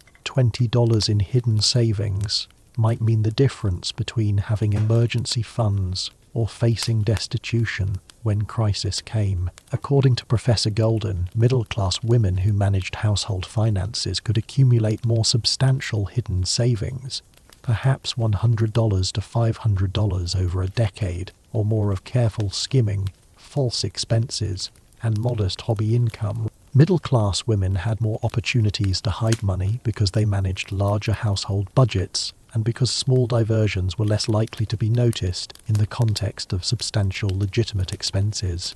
And middle-class women often had better opportunities for generating hobby income through socially acceptable activities like sewing, teaching, or taking in boarders. Professor Goldin's research reveals that wealthy women who hid money could accumulate very substantial amounts, thousands of dollars over their lifetimes, amounts that would be worth hundreds of thousands in today's money. Wealthy women had opportunities to hide portions of inheritances, to skim from large household accounts, to run businesses that generated significant income. But wealthy women also faced more scrutiny from husbands who had financial interest in large fortunes, and from lawyers and financial managers who tracked family wealth. The larger the amounts being hidden, the more sophisticated the hiding strategies had to be, and the greater the risks if discovery occurred. Professor Goldin's research includes statistical analysis, suggesting that perhaps 30 to 40% of married women in the 19th and early 20th centuries maintained some form of hidden savings, though amounts and methods varied enormously. The prevalence of hiding suggests that it was normal behavior rather than unusual deviance, that women widely understood the need for secret savings and widely practiced methods for building hidden funds. The hiding was sufficiently common that it represented standard element of women's financial management, rather than rare exception. Think about the economics of hiding and what they reveal about women's financial management skills. Women were operating complex financial systems where they simultaneously managed visible, legitimate household finances and invisible, hidden finances. They were tracking household expenses, managing hiding places, maintaining hidden records, calculating risks and returns on different hiding methods. They were essentially running two parallel financial operations, the one their husbands saw and the one they kept secret. The financial management sophistication required for successful, long-term hiding demonstrates capabilities that directly contradicted social beliefs that women couldn't manage money effectively. Now let me tell you about men's knowledge and suspicions about women's hiding, because husbands weren't always completely ignorant about wives' secret saving. According to research by Professor Nancy Cott from Harvard University, whose work examines marriage history, men's private writings and public discussions, reveal that many men suspected their wives maintained some hidden savings, even when they didn't know specifics about amounts or locations. The suspicions created interesting dynamics where husbands might know generally that hiding was happening, while wives worked to prevent discovery of specific details. Professor Cott's research reveals that men's attitudes toward wives' hidden savings varied considerably. Some men tolerated hidden savings, as long as amounts remained modest, and as long as wives used hidden money for family purposes rather than for personal luxuries. These men essentially granted informal permission for wives to maintain emergency funds, though they preferred not to know details and preferred that wives maintain the fiction that all money was openly accounted for. The toleration represented pragmatic recognition that wives needed some financial autonomy, even when law denied them formal rights. According to Professor Cott, other men actively tried to prevent wives from hiding money by monitoring household finances closely, demanding detailed accounts of all expenses, searching wives' belongings for hidden cash, and creating atmospheres of surveillance where hiding was difficult or impossible. These men saw wives' financial hiding as threats to their authority, as evidence that wives didn't trust them, as challenges to the marital hierarchy that gave husbands control. Their efforts to prevent hiding often included threats about what would happen if hiding was discovered, creating fear that reinforced their control. Professor Cott's research reveals fascinating examples of negotiations between husbands and wives about financial transparency and hiding. Some couples explicitly discussed the issue, with wives arguing they needed some money set aside for emergencies, and husbands agreeing to tolerate modest, hidden savings as long as wives didn't hide large amounts.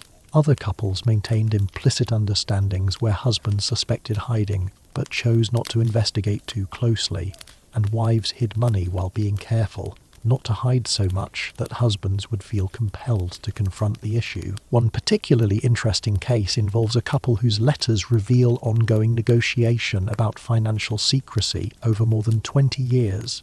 The wife regularly requested money for various household purposes, some requests legitimate and others inflated or false to allow her to skim amounts for hidden savings. The husband sometimes questioned expenses and sometimes approved them without investigation. His letters occasionally include comments suggesting he suspected she was hiding money. "I trust you are managing household funds wisely and not accumulating your own little nest egg." But he never directly confronted her or demanded that she reveal any hidden savings. Her letters maintain the fiction that all money is openly accounted for, while also including hints that she values financial independence. A woman must have some resources she can count on regardless of circumstances. Their correspondence reveals a marriage where both parties understood that hiding was happening, but chose to maintain plausible deniability rather than forcing confrontation. Think about these dynamics of suspicion and tolerance around hidden savings. Husbands who suspected wives hid money faced choices about whether to investigate and confront. Investigation might reveal hidden savings, but would also reveal that wives didn't trust them and were prepared to deceive them, potentially damaging the marriage.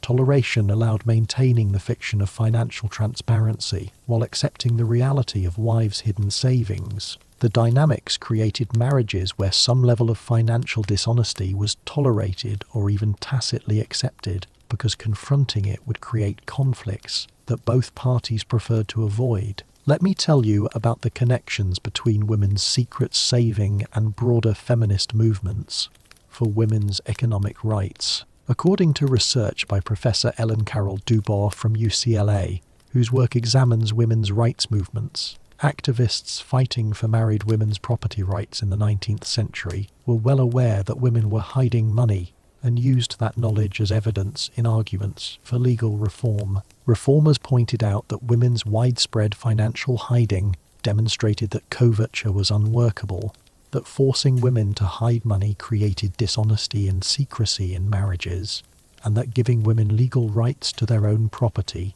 would eliminate the need for hiding and create more honest marital relationships. Professor Dubois's research reveals that opponents of married women's property rights sometimes argued that women's hiding proved women couldn't be trusted with financial autonomy, and that giving women legal rights would lead to more financial deception rather than less. But reformers countered that women hid money precisely because they had no legal rights, and that giving women legitimate pathways to financial security would eliminate the need for deception. The debate about women's hiding became part of larger arguments about women's moral character, financial capabilities, and appropriate roles within marriage. According to Professor Dubois, some women activists explicitly defended financial hiding as rational response to unjust laws. Elizabeth Cady Stanton, one of the leaders of the American women's rights movement,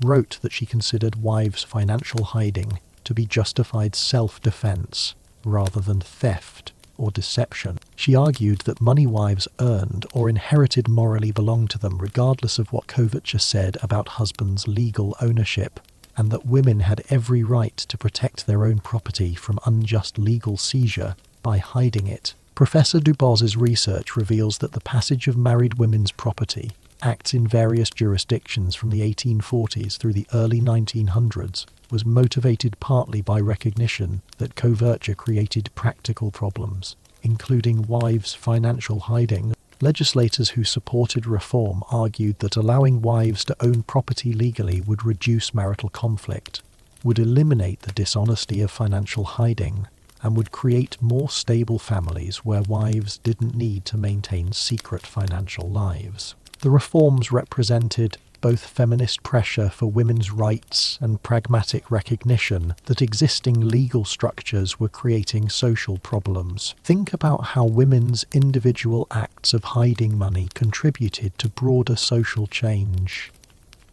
Each woman hiding money was engaged in personal survival strategy, trying to protect herself and her family, but collectively, thousands of women hiding money created visible social phenomenon that reformers could point to as evidence that coverture was unjust and unworkable. The hiding helped create the political conditions for legal reform by demonstrating that women would not accept complete financial dependence, that they had financial capabilities despite legal restrictions, and that denying women economic rights created problems that affected families and society broadly. Now let me tell you about cultural representations of women's secret saving and how literature, film, and popular culture have portrayed wives' hidden money. According to research by Professor Nancy Armstrong from Duke University, whose work examines literature and culture, stories about wives hiding money from husbands appear regularly in fiction from the 19th century onward,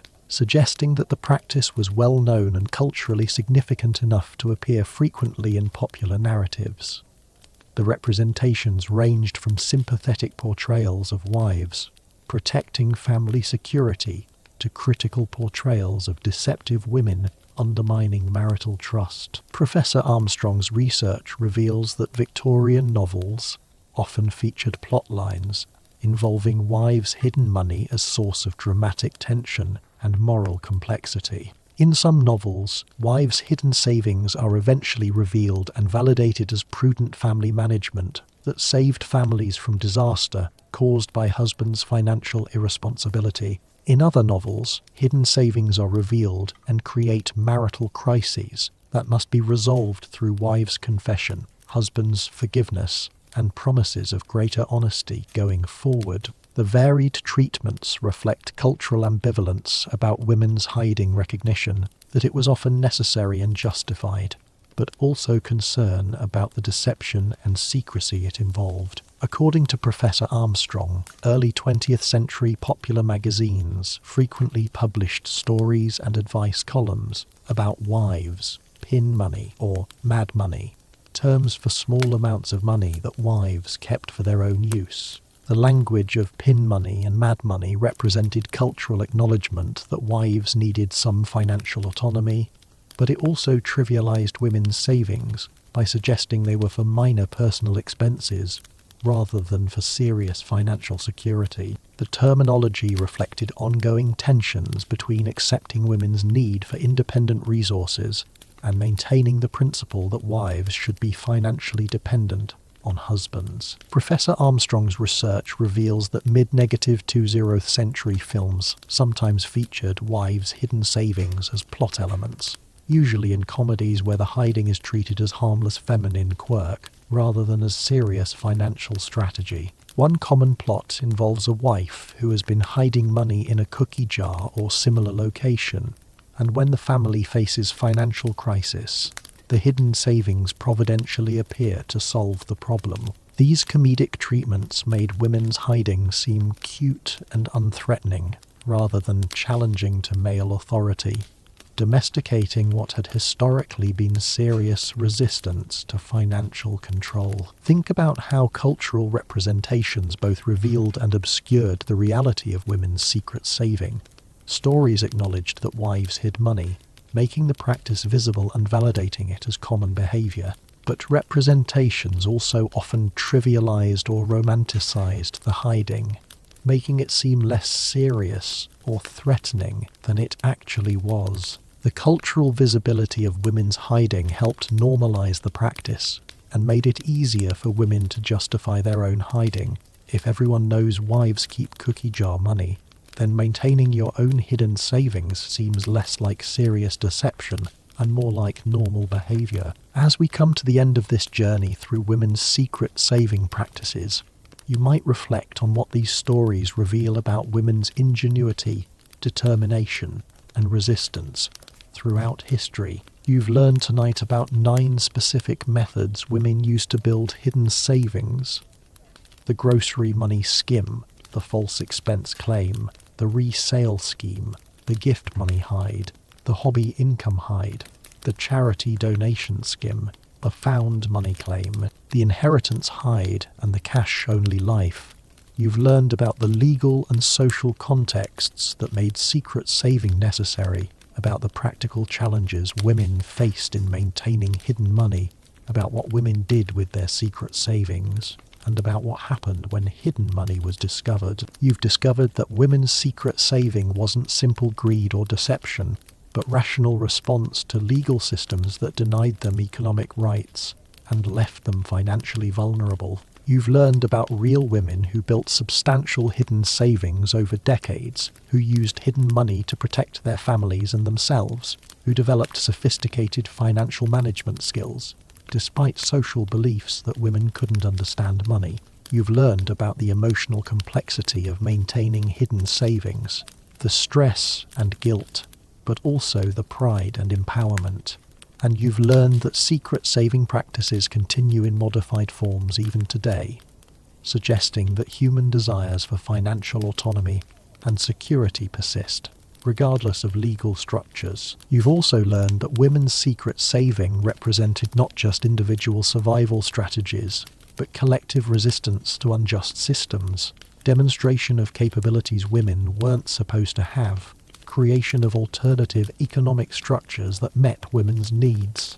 The hidden savings represented power in systems designed to leave women powerless, independence in systems designed to make women dependent, security in systems designed to leave women vulnerable, and the fact that women successfully maintained hidden savings for decades, sometimes for entire lifetimes, demonstrates both the severity of the injustices women faced and the extraordinary determination with which women protected themselves despite those injustices. Let me tell you about regional and ethnic variations in secret saving practices, because women in different communities and cultural contexts developed distinctive approaches to hiding money that reflected their specific circumstances and traditions. According to research by Professor Vicky Ruiz from the University of California, Irvine, whose work examines Latina women's history, Mexican-American women in the American Southwest developed secret saving practices that combined Mexican cultural traditions with adaptations to American legal systems, creating hybrid strategies that reflected their bicultural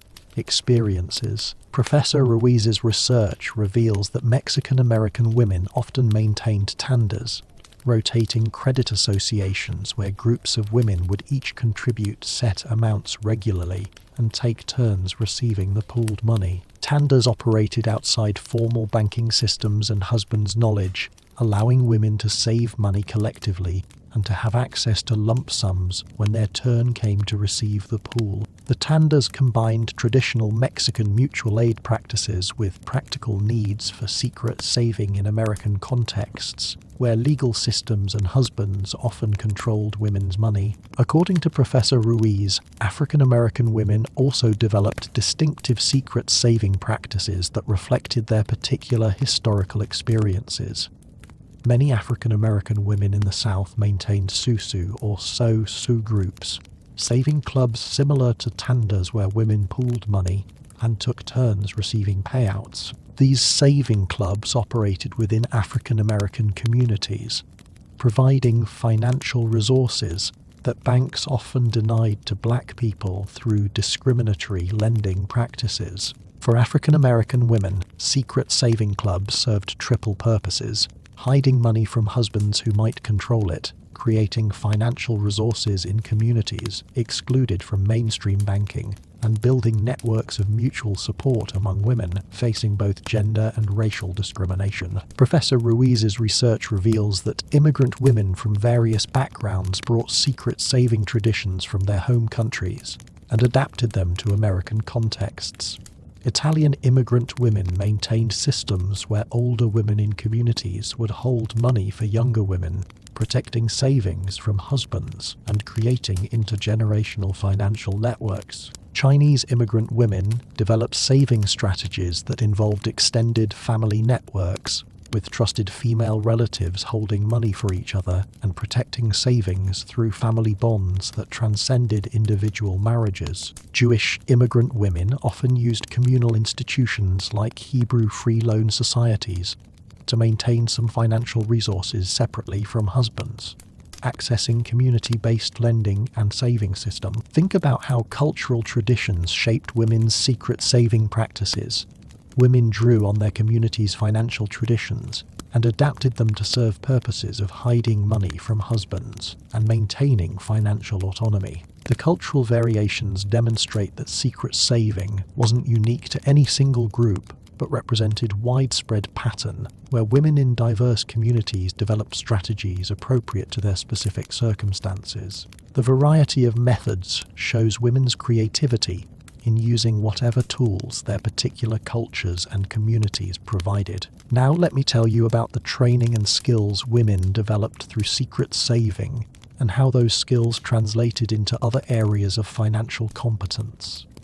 According to research by Professor Jan Boydston from the University of Wisconsin, whose work examines women's economic contributions, women who maintained hidden savings developed sophisticated financial management skills that often qualified them for roles in business and finance.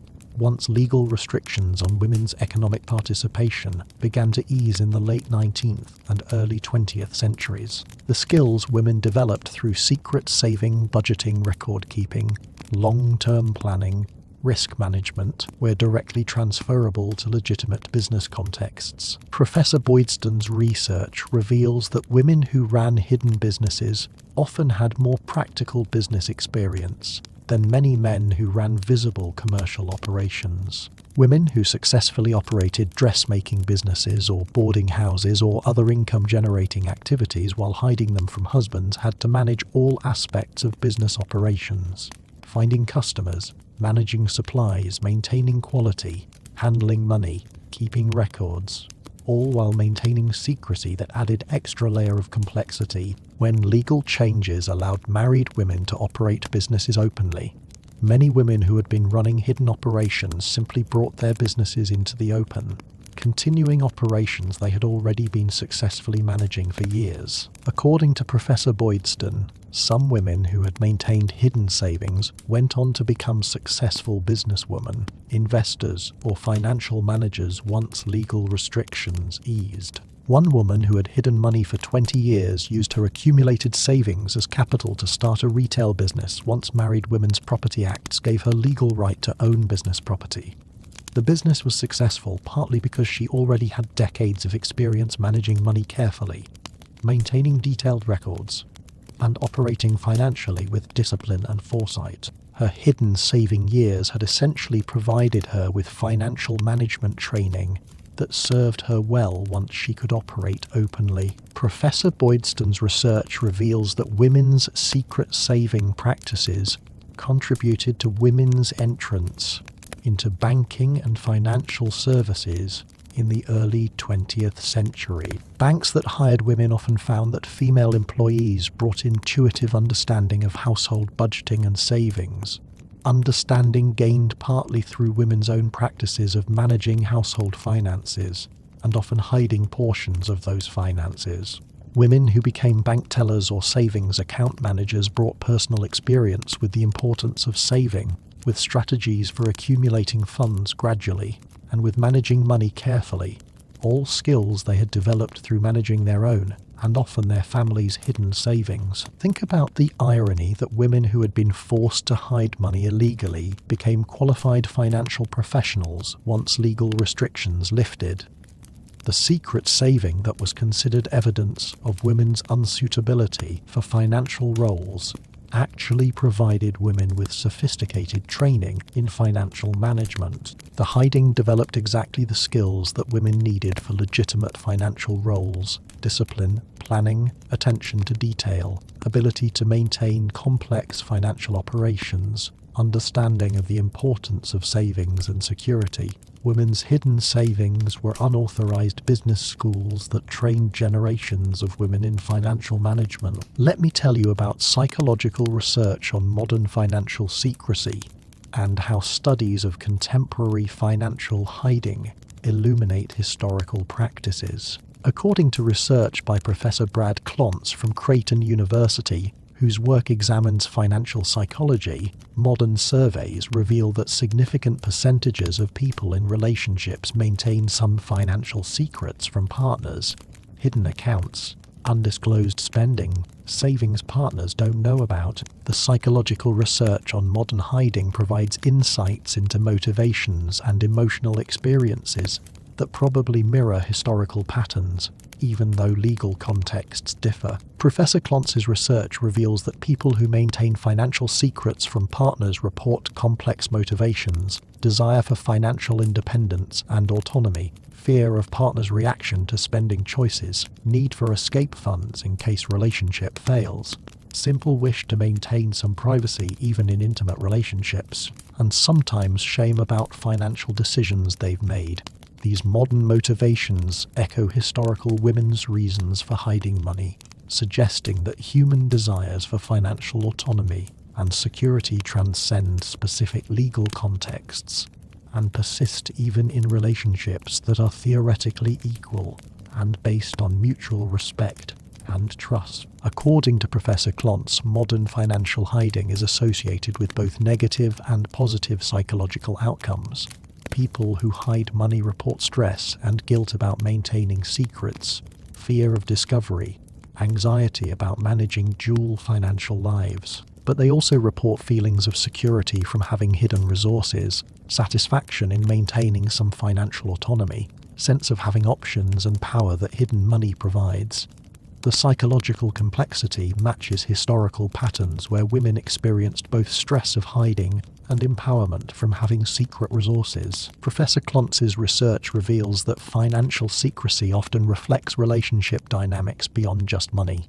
People are more likely to hide money when they feel their partners are controlling, when they fear judgment about spending, when they have experienced past financial betrayal or loss. The hiding is often a symptom of broader trust issues or power imbalances, rather than simply being about money itself. Similarly, historical women's financial hiding reflected not just legal restrictions but also relationship dynamics, husbands' behavior, women's past experiences, and broader patterns of control and autonomy within marriages. Think about what modern financial hiding research reveals about human financial psychology. Even when people have legal rights to separate finances, many still feel need to maintain some financial secrets. The persistence of hiding despite legal equality suggests that desires for financial autonomy, for security, for having resources that are completely within one's control. These are deep human needs that exist independently of legal structures. Historical women's hiding was driven by legal vulnerability, but it also reflected these underlying human needs that continue to shape financial behavior even after legal vulnerabilities have been addressed. Now, let me tell you about advice that historical women gave to each other about secret saving, and how that advice reveals women's practical wisdom about financial management and marriage relationships.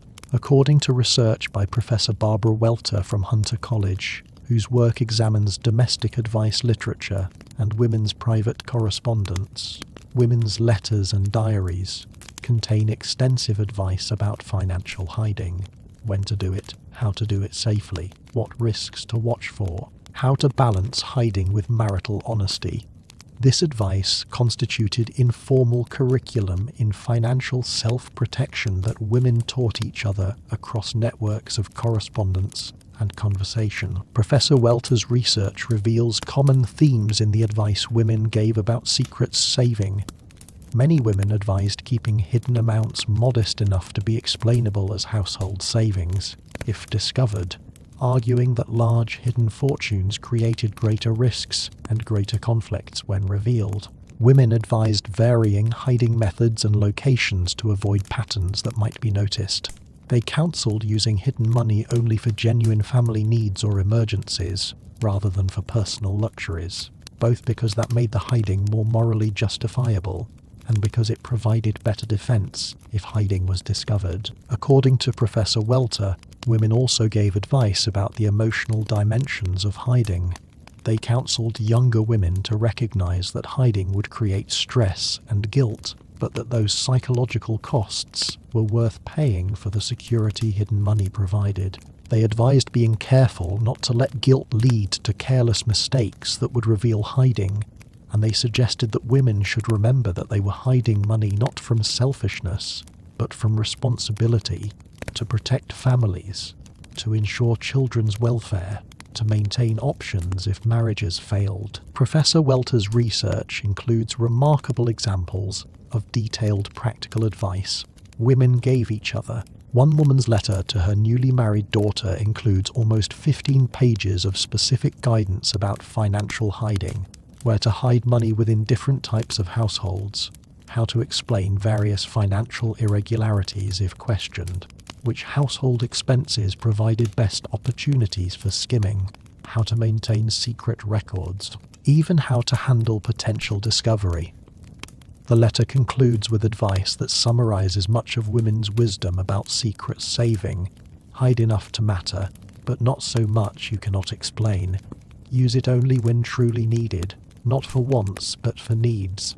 And remember always that this money represents not deception but protection, not theft but insurance, not your vice but your virtue in planning for your family's security. Think about the advice women gave each other and what it reveals about women's sophisticated understanding of financial hiding as complex practice requiring judgment, discipline, and careful management. The advice wasn't just about mechanics of hiding, but about ethical dimensions, psychological costs, relationship implications, and broader questions about balancing honesty with security. Women approached hiding thoughtfully and strategically, not impulsively or carelessly. The extensive advice demonstrates that women took financial hiding seriously as an important aspect of household management and family protection. Let me tell you about how women's secret saving connects to broader histories of economic resistance and informal economies.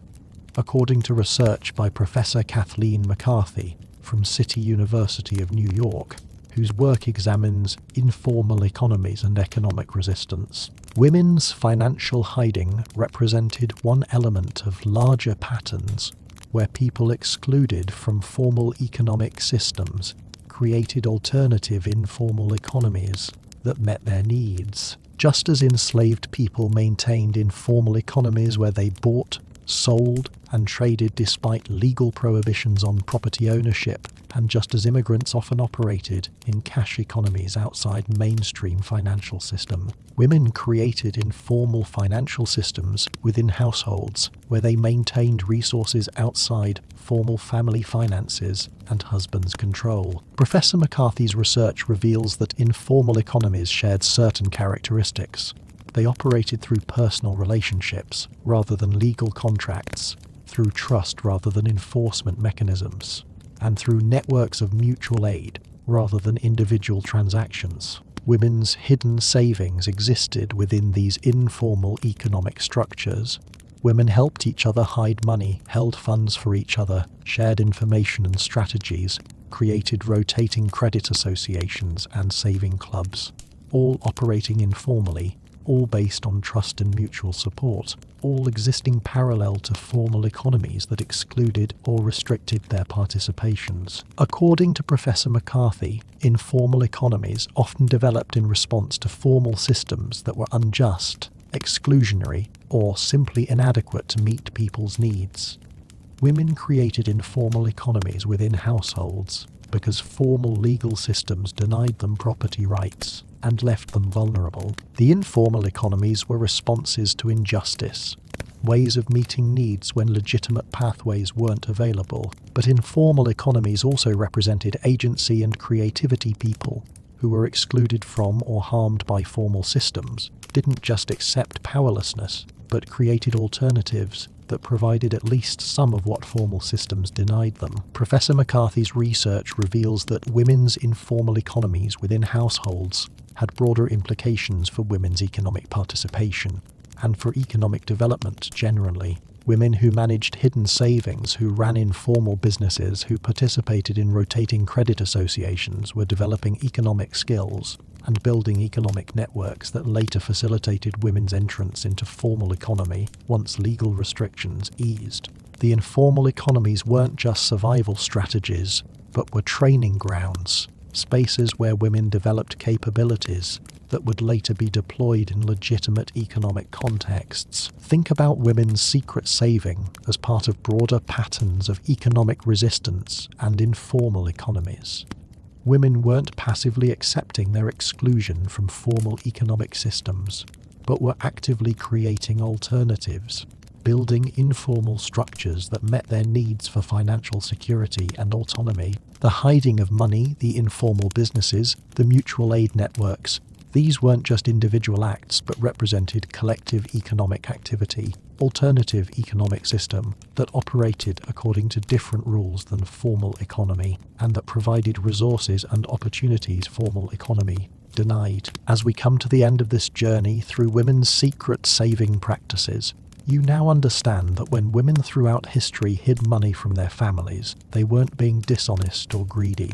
They were being strategic and self-protective in legal systems that gave them no other options for financial security. You understand that the grocery money hidden in flour jars, the false expenses carefully claimed and recorded, the income from hidden businesses, the inheritances concealed and protected, all of these represented women's determination to have some control over their economic lives when law and custom denied them legitimate pathways to financial independence. Tonight, as you drift off to sleep, I want you to think about the woman carefully hiding a few coins in a book she knows her husband will never read, the woman keeping meticulous secret records of every penny she skims from household accounts, the woman maintaining multiple hiding places and checking them regularly to ensure her savings remain secure. Think about the courage required to maintain financial deception across years or decades, the intelligence required to develop and execute sophisticated hiding strategies, the determination to build financial security despite legal systems that said women deserved no security and no independence. Think about how these historical practices connect to modern financial behaviors. The next time you hear about someone having a secret savings account or keeping some financial information private from their partner, remember the historical context where women's financial secrets were often about survival rather than deception. The next time you manage money or make financial decisions independently, remember that these capabilities weren't always available to women, that your grandmothers and great-grandmothers might have had to hide money in mattresses and books because banks wouldn't let them have accounts, and laws said all their money belonged to their husbands. Remember the inheritance hidden in trust arrangements, the hobby businesses disguised as charitable work, the charity donations skimmed to build emergency funds, the found money claims that allowed women to reveal portions of long-hidden savings. Remember that each hidden dollar represented not just money but security, not just savings but independence, not just financial management but resistance to comprehensive legal oppression. Remember that women who hid money were demonstrating financial intelligence that society denied they possessed, were building power in systems designed to make them powerless, were ensuring they had options when legal systems said they deserved none. Sweet dreams, and may you wake tomorrow with deeper appreciation for the financial rights and opportunities you have access to today. Rights that weren't given freely but were won through women's resistance, including the millions of small acts of financial hiding that collectively demonstrated that women would have economic security and independence regardless of what law said they were entitled to. May you remember that the ability to earn money and keep it, to open bank accounts in your own name, to make financial decisions independently, these are recent achievements, still only a few generations old, and they exist partly because women throughout history refused to accept complete financial dependence, even when law demanded it. May you carry with you knowledge of women's financial ingenuity and determination, the grocery money carefully skimmed, the false expenses strategically claimed, the hobby income meticulously hidden, the gift money never revealed, the inheritance protected through trust arrangements. All of these represented women's rejection of legal systems that denied them economic rights, women's assertion that they had moral right to financial security, even when law said they had no legal rights. The hidden savings were small rebellions, quiet refusals to accept powerlessness, individual acts that collectively constituted resistance movement. Rest well tonight, knowing that women throughout history found ways to protect themselves financially, even in legal systems designed to make self-protection impossible. The hidden savings represented hope. Hope that emergency funds would be available if needed. Hope that children could be educated despite husbands' failures to provide. Hope that escape would be possible if marriages became dangerous. Hope that having some money no one else controlled would provide security and options. The hope sustained women through decades of careful hiding, through the stress of maintaining deception, through the fear of discovery. May you sleep peacefully with understanding that financial autonomy and security are human needs, not just modern conveniences. People need to feel they have some control over resources, some ability to protect themselves and their dependents, some power to make choices about their economic lives. When legal systems deny these needs, people find extra-legal ways to meet them. Women's secret saving throughout history demonstrated that human need for financial security is so fundamental that people will take risks, maintain elaborate deceptions, and resist legal authority to obtain it. And may you wake tomorrow ready to honor the women who hid money by remembering their stories, by appreciating the financial rights they helped win, by understanding that economic justice requires not just legal equality, but actual ability to exercise economic autonomy without fear or dependence. The women who hid money in books and mattresses and garden jars, who maintained secret accounts and false-bottomed boxes, who developed sophisticated hiding strategies and maintained them across decades. They proved that women were fully capable of financial management, despite centuries of legal and social claims that they weren't. Their hidden savings were quiet testimony to women's intelligence, determination, and right to economic independence. Good night, and may your dreams be filled with images of women counting secret coins by candlelight, of hiding places cleverly concealed in ordinary household objects, of the satisfaction of adding another small amount to savings no one else knows about, of the security that comes from knowing you have resources if needed. May you dream of mothers teaching daughters where money is hidden and how to add to it, of women helping each other maintain financial secrets and build hidden wealth, of the networks of cooperation that allowed women to resist economic oppression together. May you dream of the moment when hidden savings made the difference between being trapped and having options, when secret money bought safety, or education, or hope. Sweet dreams, and good night.